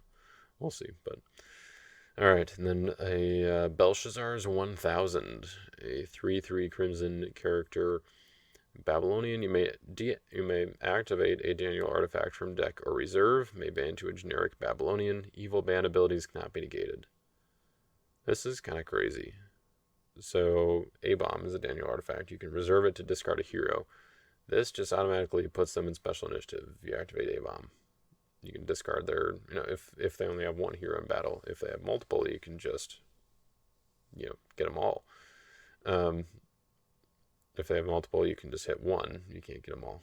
But unfortunately, you can't activate the same artifacts twice. So and I guess this is unique, isn't it? Yeah, I guess Belshazzar's 1000, probably a unique character. It doesn't say it's generic in the identifier here, so probably a unique character. So even if you could have multiple, you can have multiple in bigger type 1 decks or in type 2 decks. You can't ban them to each other, but still banning to a generic Babylonian and then making evil ban abilities cannot be negated. Okay, one, you're putting them in special initiative. Even if they negate the artifact, you're still banning to somebody else, and then that ability cannot be negated, or the ban ability cannot be negated. That's pretty good. It's a 3/3, and it's a common. Man, some of these cards, I tell you, this is a good set. Lots of power here. Alright, speaking of Belshazzar, now off of his 1000 and on to the man himself. He is a 5/8 Crimson Warrior class evil character, Babylonian King. If blocking, you may discard a captured character to enter deck up to 2 Daniel Lost Souls, may ban to a Babylonian, cannot be gated. So we saw this guy spoiled on Mother's Day, actually. Well, Belshazzar's mother was spoiled, but it was actually Belshazzar kind of hiding behind the elders, I guess, trying to fool us. Basically, an Anansi Elder kind of effect. There's some talk about him already, and whether he was too strong or how this is going to work. But yeah, I think he's going to be pretty good. Fit well with the Babylonian deck. Another CBN banned on Babylonians. There's lots of that going on. We got Head of Gold, another Babylonian card. We're just hitting all the Babs now. 0x Crimson Evil Enhancement. X is the number of evil Babylonians in play. And it says select up to X characters, capture the selected humans, and underdeck the selected non-humans. Cannot be prevented if used by Nebuchadnezzar. So kind of just a straight up facelift for the old school version, which lets you capture up to X humans, and then you are immune to angels, I believe. So protected from angels. Now in this case, you can just target the humans and the angels alike, and underdeck the non-humans and capture all the humans. Then you also get a CVP part of it there as well. It's all based on the number of evil Babylonians in play, which if you're playing Babylonians, you probably just want them all. You want a lot. Alright, the Lord Calls, a 5/2 green enhancement. Interrupt the battle. Protect heroes in battle from harm. If played from reserve, you may draw 3. You may be thinking, Jaden, how are you going to be playing this from reserve? I'm going to be like, well, clearly you haven't been paying attention to the Discord, because Jeremiah was spoiled. He can play enhancements from your reserve. There's a few other ways, though, as well. Or at least just one that I can think of. Shared Meal lets you play an enhancement from your reserve. So if you've got green and white, you can play this one as well. I feel like green and white are going to fit together fairly well from this set. I mean, you got Daniel stuff. You've already got like Moses and the old school Daniel, and you've got David the Psalmist. So there's lots of green white overlap. Miriam, plenty of stuff. So Lord Calls, interrupt and protect heroes from harm, kind of a protection of angels kind of thing. But then if played from reserve, you may draw 3, so just a little bit of an extra benefit there, which is cool. And it's 5/2, so protection from harm with that ability, is good because it's giving you more strength. So you're trying to get bigger numbers when you're protected from harm. And now we've got another 5/2 enhancement. This one is white. Seeking Compassion is what it's called. And the ability is reserve an evil card. You may take a good OT dominant from deck or a good Daniel card from reserve. I like the flexibility on that one. Just kind of a pretty vanilla battle winning ability, followed up by some other benefit. Pretty cool. Good card for drafting because there's like the Retribution for Sin, I think. That's the green one from Israel's Inheritance that kind of wins you the battle, but then you just get to take an OT good dominant from deck. This one, when in a draft environment where you might not have very many good dominants to take, you can still get a Daniel card from reserve, which is cool. Speaking of Daniel cards, that's pretty easy to say with this set, but Darius's Decree is our artifact, or is our rare here. It is an artifact. Negate characters except Persians if a Persian king is in play. You may discard this card to discard all characters from a reserve. This is pretty cool. I like the throwback to old school Darius' Decree, which lets you discard itself to discard all heroes and set aside. They're kind of replacing set aside with the reserve, or kind of morphing them together. I guess the set aside is being absorbed by the reserve. And then this ability is, the first ability is a little bit different though than the original Darius' Decree, which restricted, I think it was restrict enhancements in, or good enhancements in territories, or basically good enhancements unless a hero, unless an evil character was in battle. This one just negates characters, so kind of a Holy of Holies type of effect, except for your Persians instead of priests. If you want to play Persians and priests, that's cool. You can get both active, but then this is going to negate your priests, and Holy of Holies is going to negate your Persians. So it's just play Pact with Death at that point, I guess. That one's a rare. Okay. We got Judah handed over an XX evil enhancement, Crimson enhancement. X is the number of me colossals you control, so here's kind of the none to rescue equivalent for Crimson here. Capture a hero or up to X heroes, you may draw X, limit 3. So instead of reserve, you can capture, and the capture is not limited to the number of heroes, but the draw is limited to 3, and it's all based on the number of me colossals you control. And then we got the Heavenly Watcher, 7/2 Angel here. Negate evil band abilities. You may underdeck an artifact, evil fortress, or evil enhancement. Very cool flexibility here. It is a Daniel Angel, so we got another Daniel hero.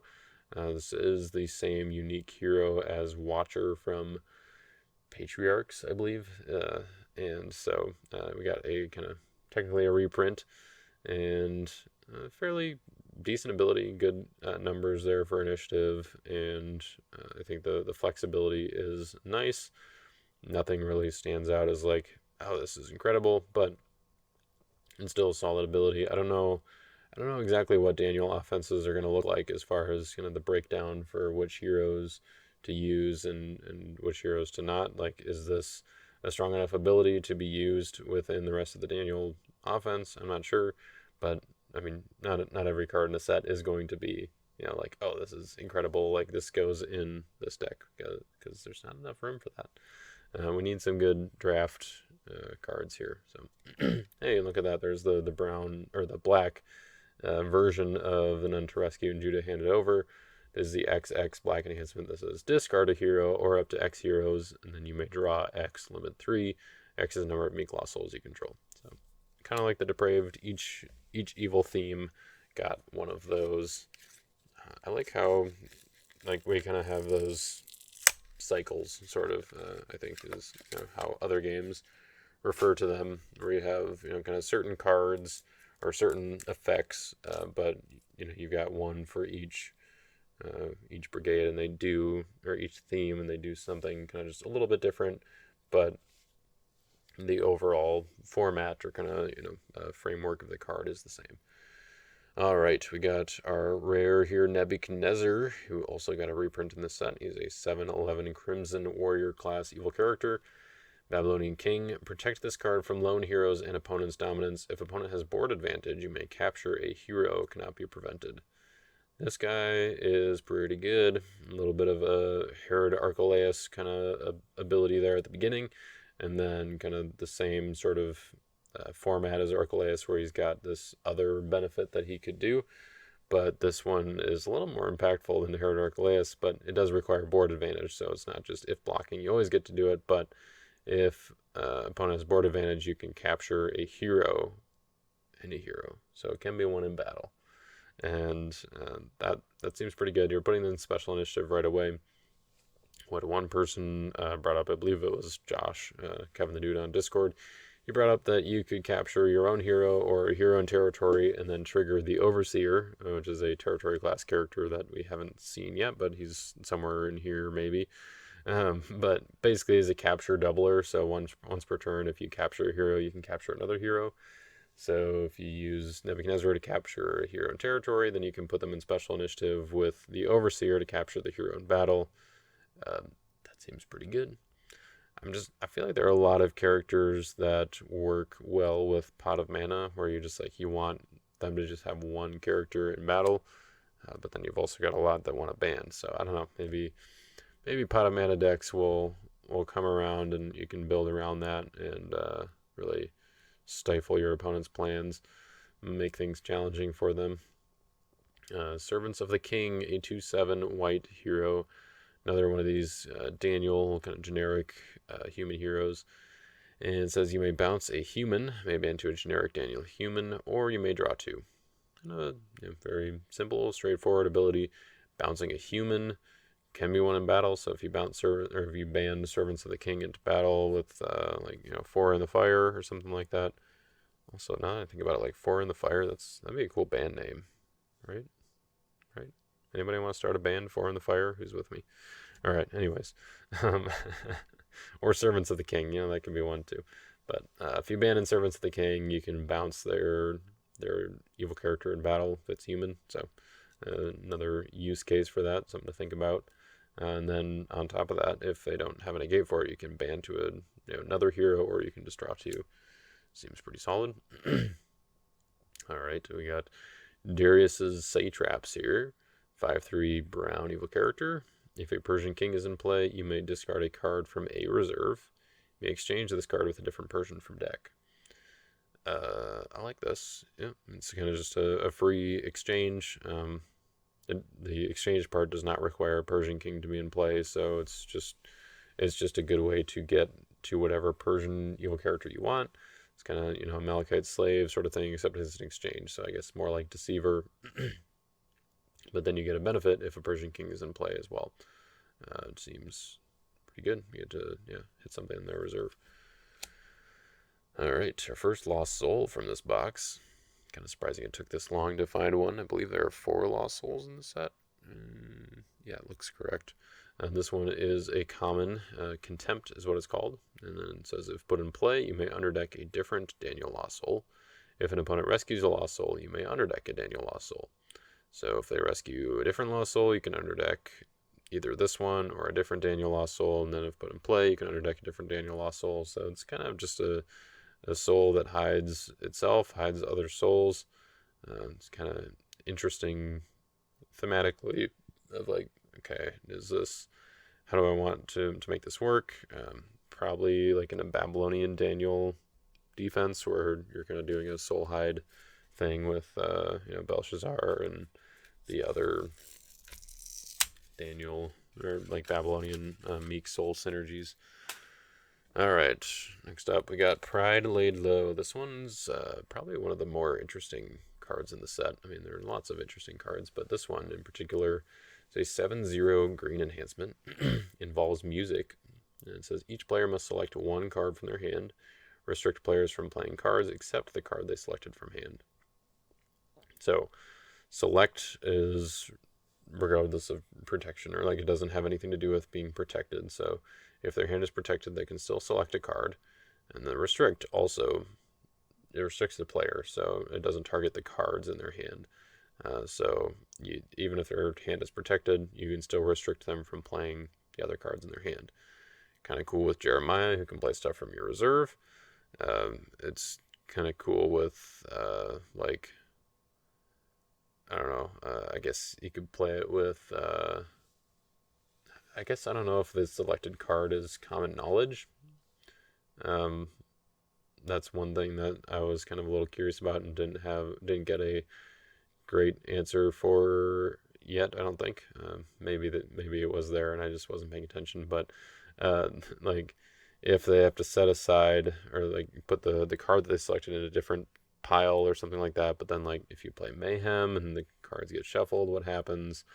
If you play out of their hands, maybe you've got a Son of Jacob in hand who is able to play this green enhancement, which could happen. Joseph the Dreamer, or Joseph from Cloud of Witnesses.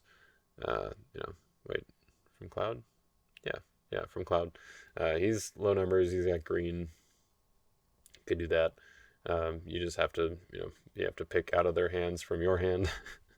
uh, when you play this. So it's a very interesting card. I'm interested to see if people are going to be using it very often. It seems like it's kind of a niche card, so maybe not, but maybe in something that involves, it involves music. It's an Isaiah enhancement, so like, maybe there will be something there um, to make that work. I guess I don't know. Yeah. Will be interesting to see. All right, Surveying Spirit, 1/2 generic silver hero here. So another angel. There's another Zechariah hero, and this one is pretty sweet. This ability says reveal all hands. You may shuffle an evil card from the hand with the most revealed evil brigades, regardless of protect abilities.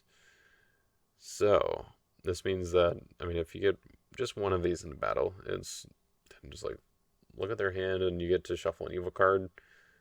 That's kind of nuts. You'd probably want to pair it with some ways to make sure that they're going to have the most revealed evil brigades. So you're going to want a low brigade count in your defense, or just very few evil enhancements so that you can just put down all of your characters. Maybe you don't have any evil brigades in your hand. Maybe you put in some ways to bounce their evil characters to make sure that they have more evil brigades in their hand. Either way, you're going to be doing a lot of hand manipulation with this, and the fact that it's regardless of protect abilities is going to make this pretty strong. And it's a 1/2, so you get initiative. It's generic. It can be negated, so there's that, but a lot of times you can just kind of get rid of the stuff that would negate it. So, that seems pretty good, especially, if you can find a way to abandon multiple of these into battle, then you're really onto something. That'd be pretty cool. You can just, basically stop your opponent from blocking ever at all. Impartial judgment, but like every turn. It's great. And by that, I'm kind of implying that you're playing type 2.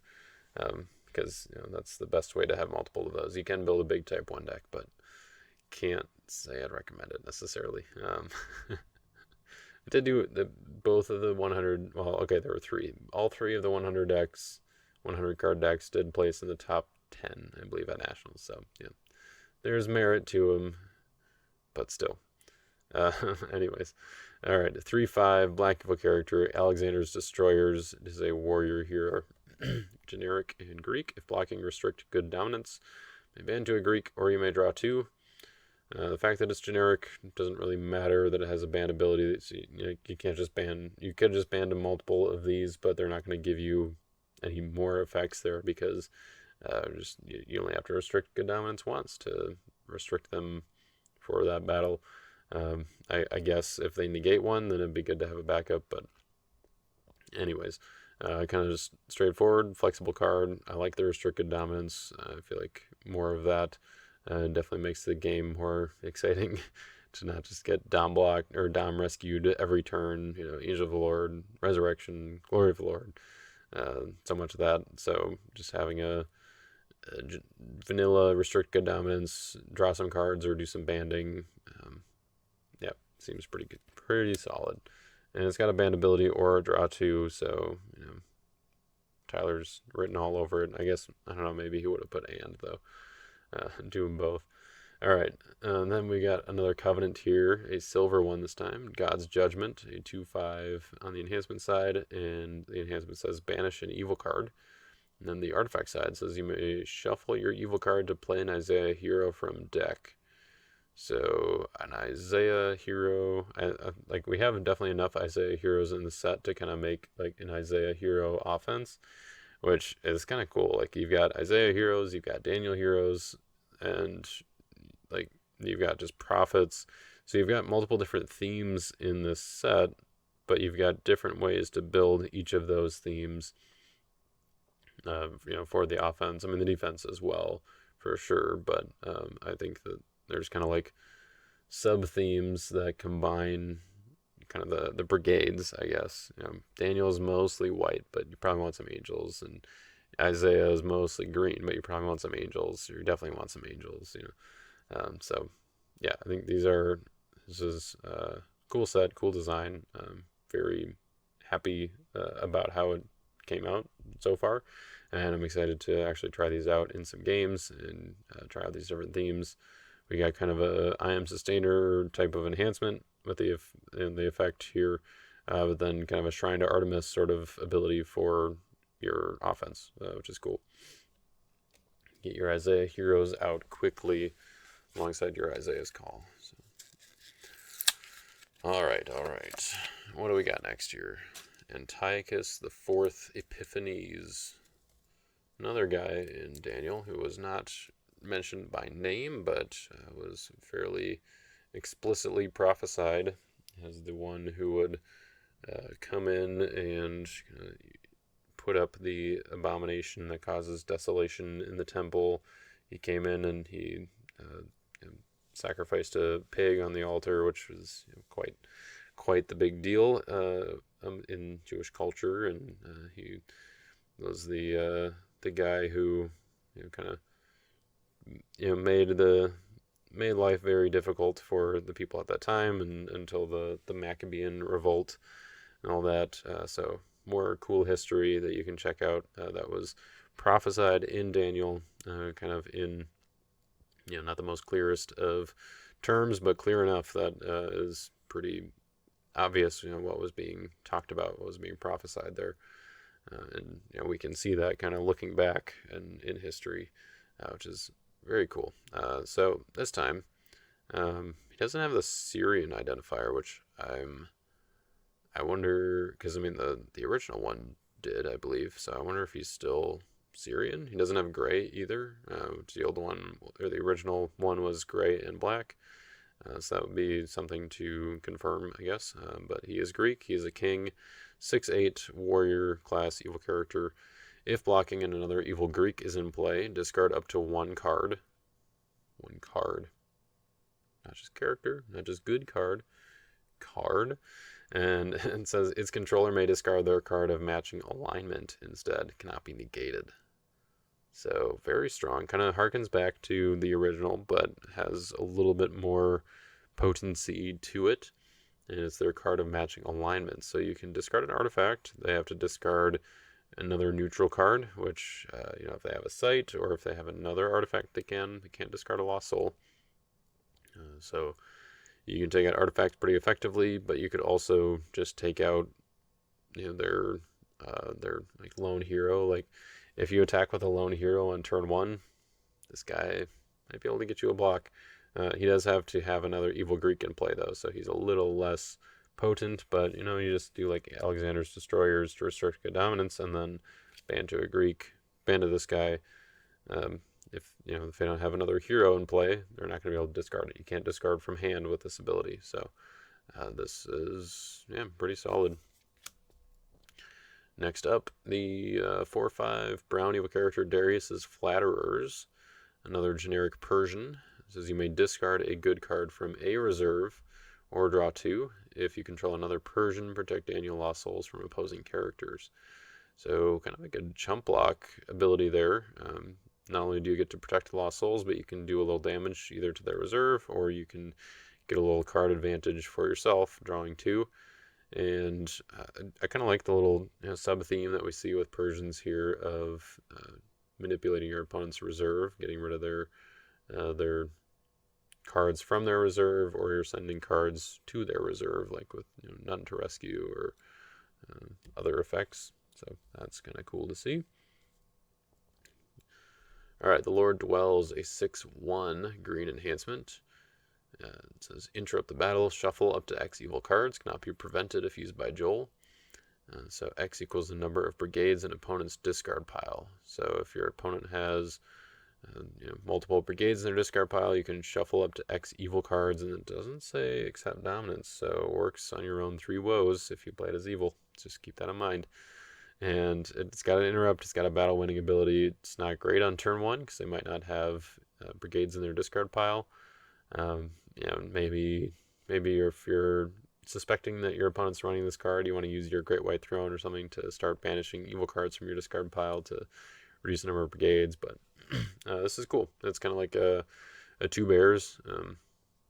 Shuffles up to X evil cards, or I guess it shuffles an evil card for each evil brigade in play. So kind of a similar sort of effect, a similar type of X, and it's CBP if used by Joel. It's cool. All right. Ptolemy, ruler of Egypt, 10/10, warrior class, Greek king. If blocking an opponent has hand advantage, you may discard a card except a card in battle. May ban to a Greek, regardless of protect abilities.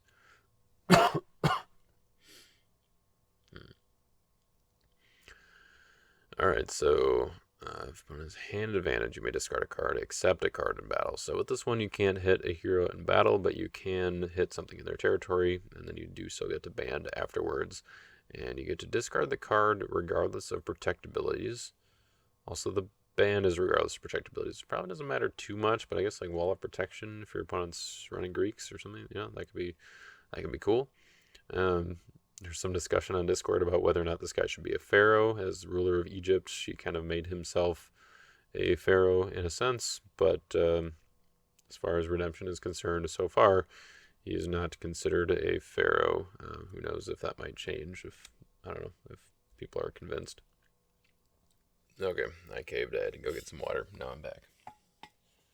You didn't even know I was gone. I was so fast, though. Alright, we've got 11 packs left. The one's in the box here, plus this nice pile of where the ultra rare probably is. Alright, we got Perfidy. Another spoiled one, but another fun one here. 6/1 green enhancement or 0/6 brown enhancement. Reveal a hand. You may reserve an enhancement if 4 or more brigades are revealed. Repeat 1 time. So another kind of hand manipulation card there. Kind of a fun one. I'm looking forward to trying that out. Then we got the Babylonian Officials Unity with Babylonians. It's a 9/8 evil character, Crimson evil character. OT enhancements used by this card are regardless of protect abilities. If you control another Babylonian, you may underdeck an OT Lost Soul. Not the strongest effect. I don't know if it necessarily needed Unity, but hey, the underdeck a Lost Soul ability is, might be pretty good if the Babylonian Soul Hide is kind of a legitimate thing, legitimate strategy. But it's not really what I want to see on a 9/8 evil character. So, yeah, I don't know if this guy will really fit or make it into too many actual Babylonian defenses, but we'll see. Regardless of protect abilities is good. Alright, we got one of the Cherubim. I believe there are just 2 in this set. This one is a 4/4 angel, like all of them. Generic. You may draw 1 or restrict players from searching any reserve. May ban 2 Cherubim, an OT Green Prophet, or a Clay Priest. So, kind of like the other Cherubim, you get some effect and then you get a ban ability. Now, with this one, you get some options. You get to draw 1, or you can restrict reserve searching, which, that can be pretty good. Turn off their Deceiver, or, their way to, like, get an enhancement from their reserve or something like that. Seems pretty strong, and especially on a generic character that you can just ban to somebody else with. That's pretty good. Alright, and then Meshach. This guy, I think he's phenomenal. I think this is a great card. I think he deserves to be a rare more than a Bendigo, but he's a 9/4 white hero. Protect hands, decks, and reserves from opponent. Like, I just think that effect is stronger than people give it credit for. You can oftentimes you can just attack with this ability, and then players will just not have a great way to deal with him. they want to draw cards, they want to exchange for another evil character on their block, they want to take something from reserve, they want to look at your hand. It's not going to work. The downside, you got to know with this ability though, is that a lot of the cards that give you the option of, opponent may discard a card from hand instead of Matching Brigade or whatever, they're not going to work here. So if your opponent blocks with the Terrifying Beast or Prince of Persia, they target Meshach, your hand is going to be protected from their cards as well, which means that you won't be able to do the instead part with a card from your hand. So that's something to watch out for, but I still think that this ability is kind of bananas. So we see that on Mordecai. He's got that ability. Nadab, the evil priest, is pretty good. He has that ability as well. It's a little less strong on an evil character, but it's still good, especially when you can also get the second part of this ability, which is may ban to a Daniel human, or you may draw X limit 3. So I feel like this guy is often just going to be the end of your Daniel bans. You want to do the protect, and then you can draw. Do the protect and then draw 3 is great. Do the protect and then ban to somebody else, also good. But I feel like most often you're just going to want to protect and draw, and I think that's going to be pretty strong in the Daniel decks. So I don't know. We'll see. Ooh, oh my goodness. Got a little excited there. Okay.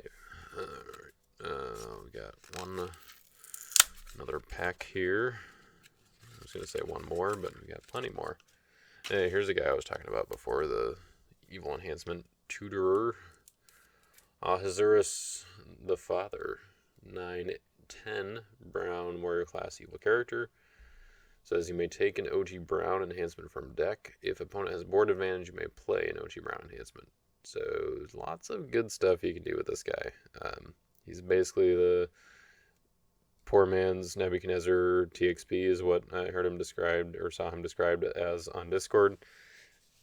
Basically does that. You can search for the enhancement and then play it, especially on turn 1. You're going to be able to do that, but got some pretty solid enhancements to be able to play with this guy. Confusion is kind of the big one that came to mind for a lot of people. But, I mean, even like Perfidy is pretty good. Anything that kind of manipulates their hand. The brown mask, I believe is Old Testament. So you can do that one. There's Scattered, Reap the Whirlwind. So many good options. So yeah, this guy seems like he's going to be pretty good. Going to be in pretty much every Persian defense, I think, and probably splash into some just brown good stuff defenses as well. All right, another generic Persian here. Persian Prefects is a 1/3 brown evil character. If a Persian king is in play, you may draw 1. May ban to a generic Persian. Cannot be negated. So we got a lot of CBN banding in this set. That's kind of cool. I'm interested to see how that impacts the meta, impacts things here. There's a little draw 1 and band. You can have 4 of these in Type 2, so you just chain them all together, draw a bunch of cards, kind of a Wandering Israelite sort of thing, except without having to do all the shuffling, thankfully. All right, Malachi the Loved. You may look at the top 4 cards of deck, take up to 1. You may underdeck the rest, may ban to a minor prophet. Another postie, doesn't have it in the identifier though, but he is a post-exilic hero, and you get a little bit of value with your band. It seems pretty good. I don't know if he's gonna make the cut for the postie lineup, but he does get value in band, which that's kind of the baseline for what makes a good post-exilic hero. Get value and then band. Just stick him in the chain somewhere. But he only bans to minor prophets though, so I don't know. We'll see. Now maybe in the Type 2, but I don't know. 3/3 Told to Take, Crimson Evil Enhancement. Read those in a weird order, but the ability here is capture a hero. Big old Babylonian thing to do. And then it says Babylonian may ban to up to 2 OT humans. So you can capture, maybe that wins you the battle, but then you can still ban and get some value with some OT humans. Ban your opponent's stuff. There's going to be a lot of banding going on, and lots of abilities taking place. Maybe you capture a hero in their territory and then do some banding after that. I don't know. We'll see. All right. We got our second lost soul of the box here. This one is a rare. This one was spoiled shortly before Nationals here. Is the Forgotten Lost Soul. And I think this one's going to be pretty sweet. While 2 or more heroes are in battle, prevent good enhancements. I think that's a pretty strong ability. I said there's going to be a lot of banding. And it is symmetrical, though, so you have to be careful if you do your own banding. You know, you're going to be preventing your own enhancements, but you're probably going to build around that if you're running this Lost Soul, or at least you're going to hopefully remember and not have forgotten that you sorry, that you put this Lost Soul in your deck and you're going to be prepared for it. All right, then we got Return to Fight, a dual alignment enhancement here, 5/1 good enhancement, or silver enhancement, and a 1/5 black enhancement. We saw the art spoiled for this one, but not the ability. So, interrupt the battle, character may ban to an OT character or matching brigade from deck or reserve. Same on both sides. So it's just, kind of played as good or evil, and probably goes well in the Daniel Greek decks, where you can play it on both offense and defense.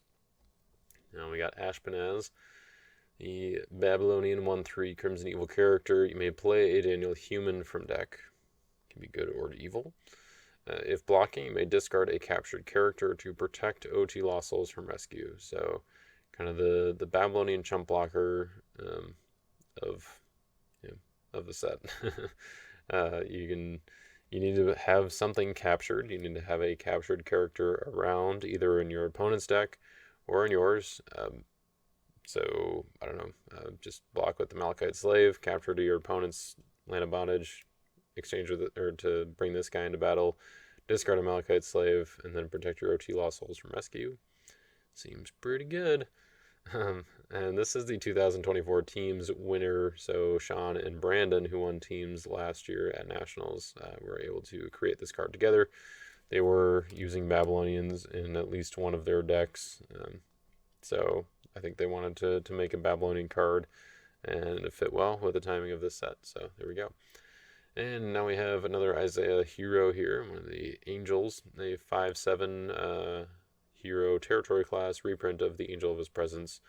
And it says, while no good enhancement is in battle, protect Isaiah heroes from harm. If attacking, look at the top 7 cards of deck, take up to 1 good card. So good territory class effect, but also can dig for value if needed. We'll put it over here with the rest of the commons. All right. Clean things up a little bit here. Let's put some of these Roots cards in this box and kind of get them out of the way. All right, we've got 8 more packs. We've got a foil, hopefully, somewhere in here, but I'll take any of the ultra rares at this point. One of these is going to be it. All right, we got Daniel. All right. One of the kind of main characters of the set here. Daniel the Treasured, a 12/4, only white hero. No green on this one. He is still considered a prophet, though. He doesn't lose any of the identifiers, just doesn't have that brigade. And he says, protect Daniel heroes from harm. May ban to a Daniel hero. If alone, you may choose an evil character to block. Cannot be prevented. So you can either way he protects, but you could either ban, or if he's alone, you can choose an evil character to block, and he's CBP, which all these are pretty cool. I think the choosing an evil character to block is a quite strong ability, especially with 12/4 as his numbers. So he gets initiative. It's going to be mutual probably, but he gets initiative pretty easily. And choosing an evil character means he can choose an animal, he can choose demons, or humans. It doesn't have to be specifically humans like a lot of the recent choose the blocker heroes that we've gotten. However, he does still have to be alone. So it's either you can ban or you can choose. I don't know if there are any heroes that you could ban to that would remove themselves from battle by their own ability and then let you still choose here, but that would be kind of cool, I guess. If you have one that underdecks itself or and goes somewhere else, I guess. I don't know, something to look for, look through the cards, the card pool for. And now we've got X, a 3/2 Crimson weapon here. It says you may discard this card to negate and discard a card except a character. So This is a reprint of acts from years past, which previously I think just hit like fortresses or something like that. But this one just hits any card except a character, so it works against enhancements, it works against fortresses, artifacts. However, I don't believe it works in special initiative because you have to discard this card to do that effect. So it's either you do it right away when you block and it's equipped to a character, or you can play it and then you get the effect in battle there. It would be kind of cool if it was like during battle, you may discard this card to negate and discard a card except a character, so that you could block and then have it available, kind of like spears or like sling stones from the good weapons. I think that would have been kind of cool to have that sort of ability on there, but that's all right. It's still cool to be able to take out stuff in their territory, especially if you have ways to like equip it from reserve, for when you need it. All right, we got Relayer of Messages, a 6/6 Zechariah Angel here, generic one. And it says, may ban to a Zechariah hero, or you may take a good OT enhancement from deck or reserve, cannot be negated. So another cannot be negated ban ability, but you can only ban or take, so get some flexibility there. All right, and Power Over Prayer. This was kind of the Daniel Amazing Faith one that was spoiled. It's a 7/0 white enhancement. Negate an evil card, and you may draw one. If used by a Daniel hero, repeat up to 2 times, cannot be negated. So you get to negate something, you get to draw one, and then if used by a Daniel hero, you get to negate something else, draw one, negate something else, draw one, cannot be negated. Seems pretty good. I like it. Negate their things putting in special initiative, and then negate their characters, and draw 3 cards. That seems pretty solid. All right. Next up is the Book of Knowledge. An artifact, another Daniel artifact, has Unity. Heroes share a book. That's pretty cool. Reveal opponent's hand. If 2 or more evil brigades are revealed, you may draw 1. Protect Daniel heroes from opponent's dominance. Now the question is, does this go in your Joshua deck or in your Genesis deck, or other themes where you just have heroes that share a book but they're not necessarily Daniel heroes? I don't know, probably not, unless your defense has like some synergy with Daniel artifacts or something like that. I mean, it's kind of nice to get the hand knowledge and then potential just to draw 1, but I think the big thing is going to be the protect, or like I think you want both effects. I don't think the protect is going to necessarily be all that big either. It does protect your big Daniel band from Grapes of Wrath, which is nice.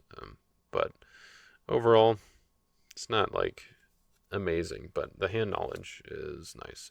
I definitely appreciate that. I like having hand knowledge during my games.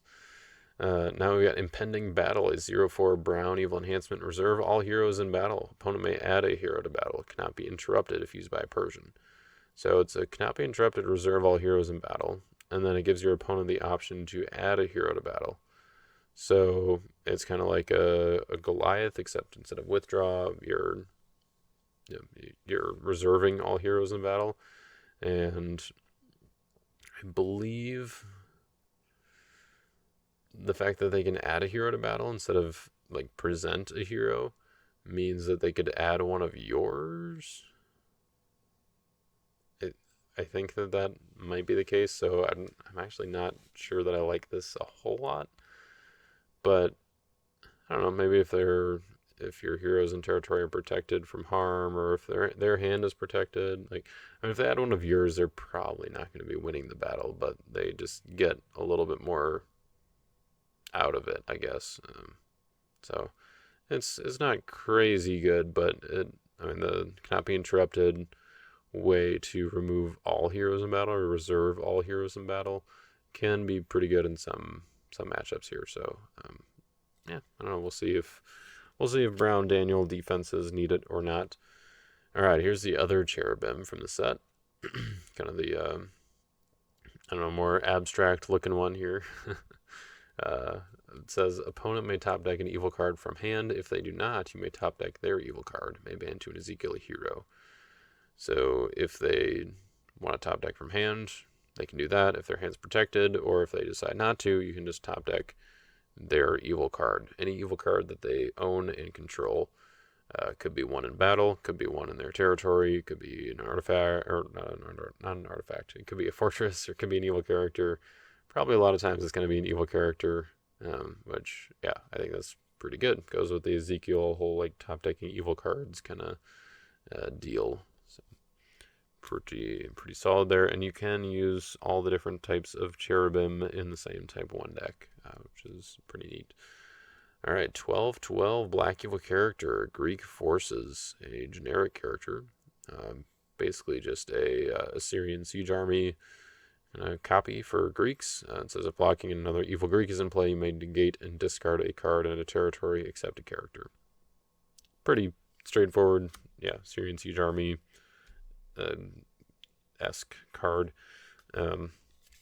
But it is kind of more in line with Greeks, which are just like discarding a card in a territory. Siege Army, no, I think Siege Army, the new one, just does just say a card except a character. So, yeah, I think it might just be the same exact ability. All right, next up we have Do Not Question. Negate evil enhancements. If all heroes in battle do not share a book, negate other good enhancements. It's a 7/0 silver enhancement. So kind of like Not Among You from the Canaanites in the last set. You can negate evil enhancements, and then if you don't meet the condition, you're also negating your enhancements. I think Not Among You is worded a little bit differently, but all right. Now we've got 1,290 days, a 5/1 black evil enhancement. Negate a good card. You may activate an idol from deck, or a selected player must draw one. Cannot be prevented. So play that in special initiative. You can activate your A-bomb, or you can, if you've already got A-bomb active, you can just make your opponent draw one, and then you get to snipe something in their territory, or you just draw one yourself, and it all cannot be prevented. Seems pretty good. All right, another curse here. Return to Curse. This is the black curse in the set. The evil enhancement side is a 3/3. It says discard a card. And then the artifact side says you may exchange this card with an OT idol from deck. So, good way to get your A-bomb out. It's another Daniel artifact. Seems pretty good. Ariok the Bodyguard, Babylonian 10/9, Crimson Evil character, another warrior. It says prevent the next enhancement played by opponent. You may equip an OT Crimson weapon from reserve or draw 2. This seems like pretty strong for a common. So you're preventing the next enhancement they play, and then you get to equip something. If what you equip is like a battle winning kind of thing, which I don't know that Crimson actually has any of those at this point. It might just be Philistines that have like the discard this to discard a hero kind of effects. So I don't think Crimson has gotten any of those yet, but I mean, still, you may equip an OT Crimson weapon from reserve. Could be, Swift Forces that maybe you get to play something, and then, you're preventing the next. So you can play your battle winner. Their next enhancement is going to be prevented. If you run out of Crimson weapons to equip, or you just don't want one, then you get to draw 2. So good flexible card there. I think Ariok probably goes in most Babylonian defenses. All right, there we go here. And we're getting pretty close without finding this ultra rare, so the whole suspense thing is working out, but both for me and for you.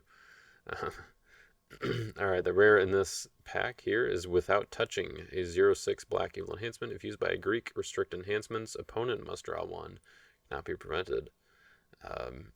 This is kind of it's kind of like an end the battle in a stalemate sort of thing, except it still lets your opponent interact with like dominance and that kind of thing. And you also do have to have numbers in the right places here. It is a 0/6, so a lot of times that means you're going to be able to put it into stalemate, but you might not necessarily already be there. But it also is CBP and also has the draw 1 stapled onto it, so that your opponent, it triggers a bomb so that you can hit something in their territory. Pretty cool. Nice and flavorful with the set, or with the theme. We got 2/7 Babylonian Wise Men, Crimson evil character. You may draw 2. You may discard a captured character to discard a hero. So another evil character that can put your opponent in special initiative right away. Like we got, seems like a lot of these. Like if you just had like an artifact or something that was like restrict enhancements in battle, you can make a really solid defense out of just like cards that can take out your opponent's heroes. I mean, I guess you already could with stuff like Prince of the Air and Outsiders and whatnot, but it seems like there's a lot right now that we're just getting now. All right, Jerusalem Filled, 2/4 silver enhancement. If used by a Zechariah hero, interrupt the battle. OT hero may ban to up to 2 heroes from each player. It's kind of a cool, unique banding effect here. You get to ban it up to 2 of your heroes, and then also 2 of your opponent's heroes. So you can bring in 4 heroes with this ability. This is 4. And then if used by a Zechariah hero, you get the interrupt on there as well. Pretty cool. I like that. And then here's now the black, the Depraved. I talked about this earlier. This one's to get empty cards in battle, and if blocking an opponent has brigade advantage, discard or draw and or discard up to X cards cannot be prevented. And this one is a 5/2, and also Greek. All right, when's it gonna come? I gotta know. Is it a foil? I don't know. All right, what we got here? The Goat with Horn, 11/9 black and orange evil characters. This is the first dual brigade card we've seen. I mean, like we've got dual icon cards that have 2 brigades, but I think this might be the first like actual dual brigade card in the set, where it has 2 brigades on one icon, or in this box, I guess. Not the first one in the set, but yeah, you can see they're very few and far between. You know, like not even Daniel gets 2. So this is a demon Greek king, not an animal. So you know, I know it's a nice, fluffy looking goat, but it's not an animal. It is an evil character. It says may ban to a Greek warrior. It says OT enhancements used by this card cannot be negated. I'm excited for this card for a couple things. I mean, again, you know, it's another banned ability, and I guess this one can be negated, but yeah, like still, like there's a lot of banding, and I think that's pretty cool. The OT enhancements used by this card cannot be negated, though, is very interesting because it's warrior class. So all of your black battle winning warrior or weapon class enhancements, you can put them onto him. Maybe you can equip him from reserve with like Commander Fight Call, and then or Philistine Armor Bearer, and then start, you know, getting or figure out a way to get Goat with Horn into battle, just so that, you know, it's not just like sitting there for your opponent to deal with before you get a chance to block, but it's something that's a little more sneaky. I don't know. I think that there's some potential there. You got to figure out how to get Goat with Horn into battle after that. Could be a little bit tricky. You have to do like the Delilah to, you know, some you know, Alexander's Destroyers or whatever, bans to a Greek warrior or just any Greek, and then ban a Goat with Horn. I don't know. It's a little complicated, but I don't know. I'm excited for the potential here with this card. So next up we got Perez. I like Perez. Or just Perez. 3/3 brown evil enhancement. Reserve up to X cards. Persian may ban to up to 2 characters. And doesn't have to be Persians, doesn't have to be OT characters, doesn't have to be humans. So just any 2 evil characters. And says X equals the number of good brigades in battle. So again, battle winning ability, another effect on top of it. In this case, a banning effect. There's a lot of those. You're going to get a lot of, like, if you don't negate this, I'm going to both win the battle and get a lot of value. So it's pretty cool. All right, now we've got a 2/3 black evil character, Antigonus the One-Eyed. It's kind of a fun name there. A Greek king. You may discard a good fortress, or selected player must draw 1. If opposed by 3 or more heroes, negate good cards cannot be prevented. That seems pretty good. It's a good kind of anti-drawing or anti-resurrection kind of thing. And then also you get to either hit a good fortress or you can draw one. I mean, basically like anti-resurrection exactly. You take out the fortress that they searched for, and then they've got 3 or more heroes in battle probably, so you're just gonna negate good cards. Yeah, I don't know. Seems solid. Will it actually work well against the resurrection if they've got like Mary Magdalene or something, and they get to search for woes or grapes or glory or whatever? I guess not grapes. Or not glory. Well, yeah. You know, you know what I mean. Angel of the Lord. We'll go with that one. Will it actually work well? I don't know, but you will get to negate their John the Fisherman and their well, I guess pretty much that. Also, it doesn't negate good cards in territory though, so you negate like their Thomas or their fortresses. So that's something to note. It is a broad negate, so negate good cards, and it cannot be prevented. So it seems pretty good. I don't know. I'm trying to figure out if there was some like kind of flavor thing they could have done with the whole 1 eye thing. Selected player must draw 1.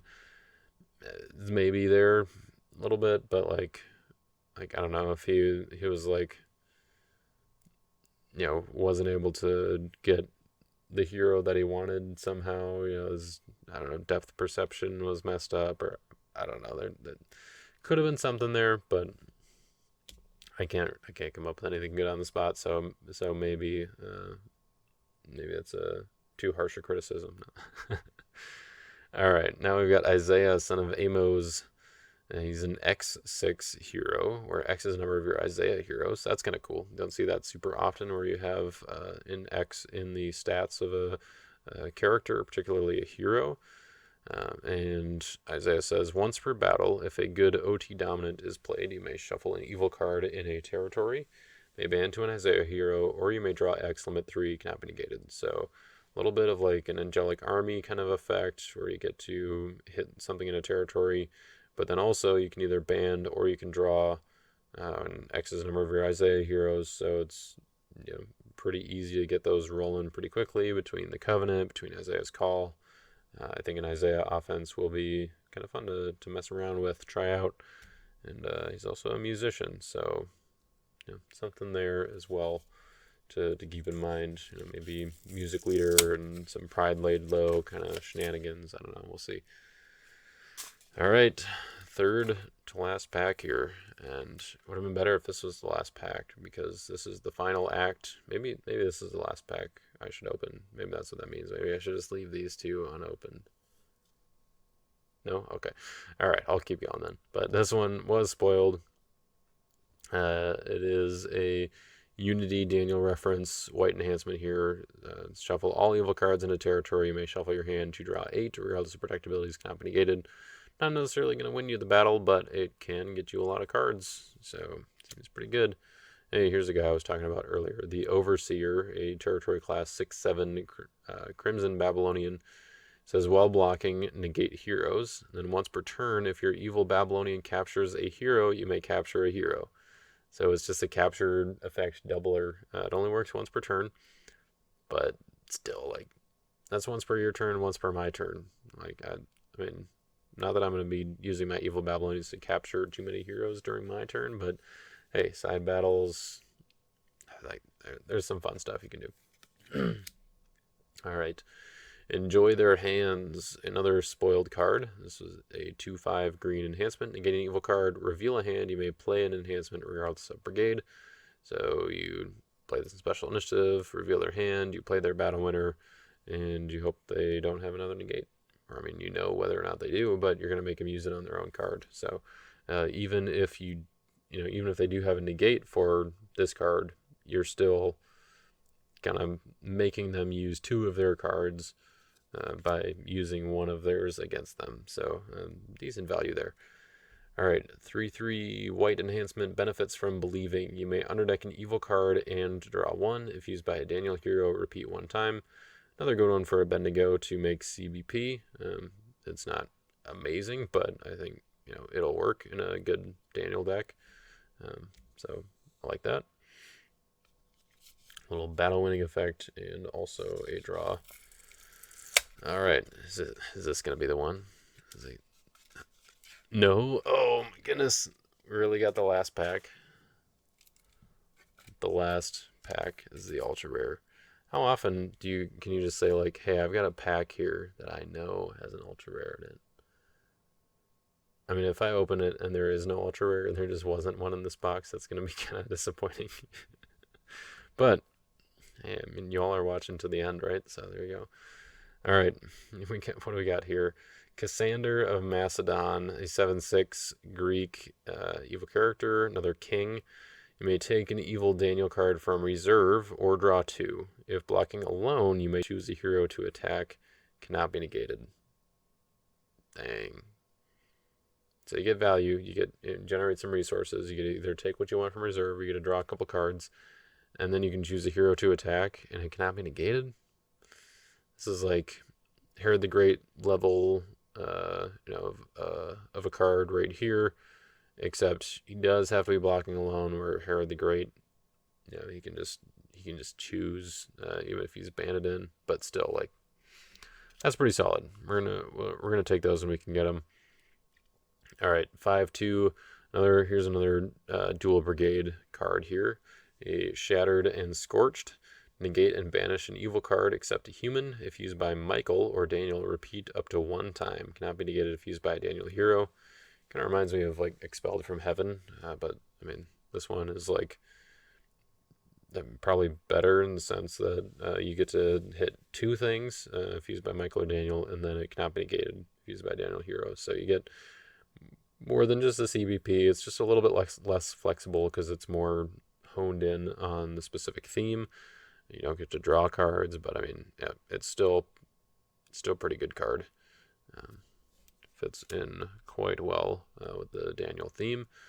All right, now we got the King's Henchman, a 4/5 Crimson Babylonian here. Another warrior. If blocking and another Babylonian is in play, you may capture a human in a territory. Okay, capture a human, so evil character or hero. Yep, seems good. And then it says you may draw 2 or take an evil Daniel card from reserve. So we got 2 effects here, or at least 3 possible, but only 2 at a time. You get to capture a human only if another Babylonian is in play, and then you get to draw 2 or take an evil Daniel card from reserve. So lots of just like value generating cards. They can kind of make their own battle winners, or just kind of bring in whatever they need depending on the circumstances. Like reserves are just gonna be full. They're gonna be like chock full. They already kind of were, but like they're like full in the sense of like the slots are gonna be tight. So I don't know. We'll see how all that works out. Now we got a Seraph. May ban to an OG Prophet or Isaiah hero, or you may play an Isaiah hero from deck. So you can get some more Isaiah heroes out, or you just it's a hero in your banning chain, but also OT Prophet, so it doesn't have to be green. You can also ban to another copy of Seraph, which doesn't really give you any benefit other than giving more heroes in battle, but still, it's pretty cool. I would like to mention at this point in the video that I have not opened any duplicate rares, which, assuming the ultra rare is actually in here, I will not open any duplicate rares. I'm not going to say anything about the commons yet, because I don't want to jinx it, but just want to throw that out there. That's kind of crazy. Like 23 unique rares so far. All right, who do we got? What do we got? Okay, all right. The Ancient of Days. It is not foil, unfortunately. I don't know if I'll ever open any foil ultra rares. I don't know. I can open ultra rares in packs if I just opening 3 packs at a time or whatever, as you guys have seen on some of my recent pack openings. But apparently opening foil ultra rares is not my thing. So I don't open a lot of boxes though, so I guess that's kind of the reason. The Ancient of Days here. Reveal the top 3 cards of deck. You may take up to 3 Daniel cards. Underdeck the rest. If you take at least 1, repeat up to 2 times. So with this card, you're probably going to want to be a basically Daniel Unity deck. This is like this is like, hey, sorry, we've banned Foretelling Angel, but we'll give you this card, and you can still have some fun with like a Daniel deck. So I kind of like it. It's very narrow, like it's very theme specific. So it's kind of like Star of Bethlehem, or Out of Their Hands, where you're not going to be playing this in a non Daniel based deck where you know like 80% or more of the cards in your deck are Daniel cards. But for that deck, this is pretty strong, and because it's such a central theme of this set, like Daniel is like everything is Daniel, almost. Then it makes sense that you're gonna have an ultra rare of this sort of effect, kind of giving them just sort of the, or not this effect necessarily, but to this, specific to the theme, I guess. You're gonna be getting an ultra rare there, and the Ancient of Days, like, what better card to make an ultra rare than that? So that is our ultra rare from the set. Super fun to have that in the last pack. That was pretty cool. And I shouldn't have even said anything about duplicates. Here's our first duplicate common out of this box, which that's crazy also. Like that coming in the last pack. Yeah. Isaiah, son of Amos, we already got one of him, but that's right. And now Shadrach. I believe we got all three of the bros in this box here. Yeah, Shadrach, Meshach, and Abednego. Shadrach says, prevent enhancements with strength X or less may ban to a Daniel human, or you may look at a hand. And there's a duplicate axe. So, I mean, that's still pretty wild. There are 24 packs in the set, 4 new cards in each pack, which gives us 96 total new cards out of 129. For me to have only gotten 2 duplicates, that's pretty good for a box. I was opening a box with Jamie on my channel here during Nationals. It was one of the evenings.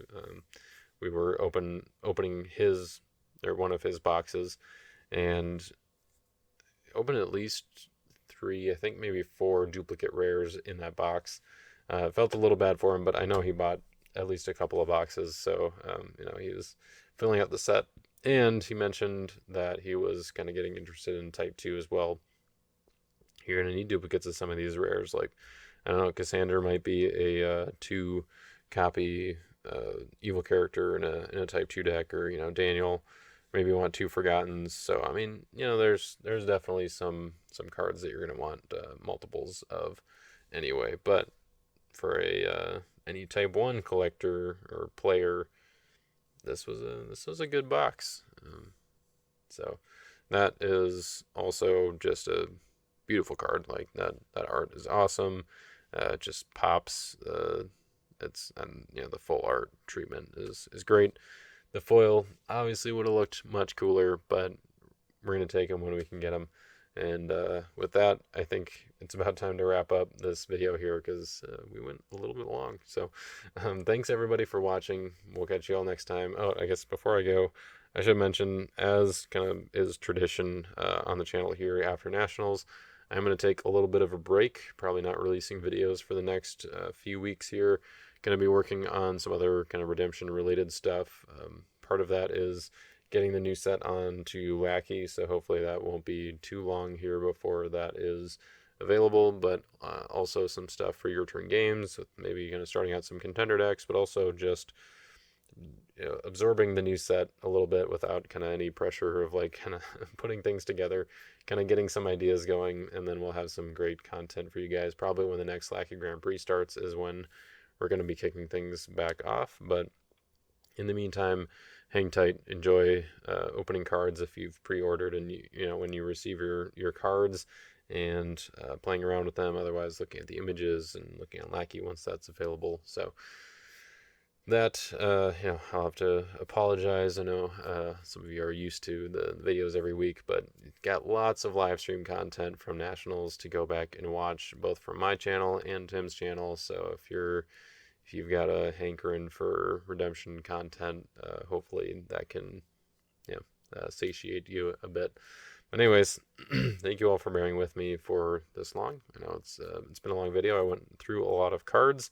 My voice is definitely feeling it, but yeah, this was fun. I like this set a lot, and I'm glad to, or I'm looking forward to, uh, doing some building, experimenting with this stuff, and taking you guys along the journey here as I make some videos about it. So, thank you all, and we'll catch y'all next time.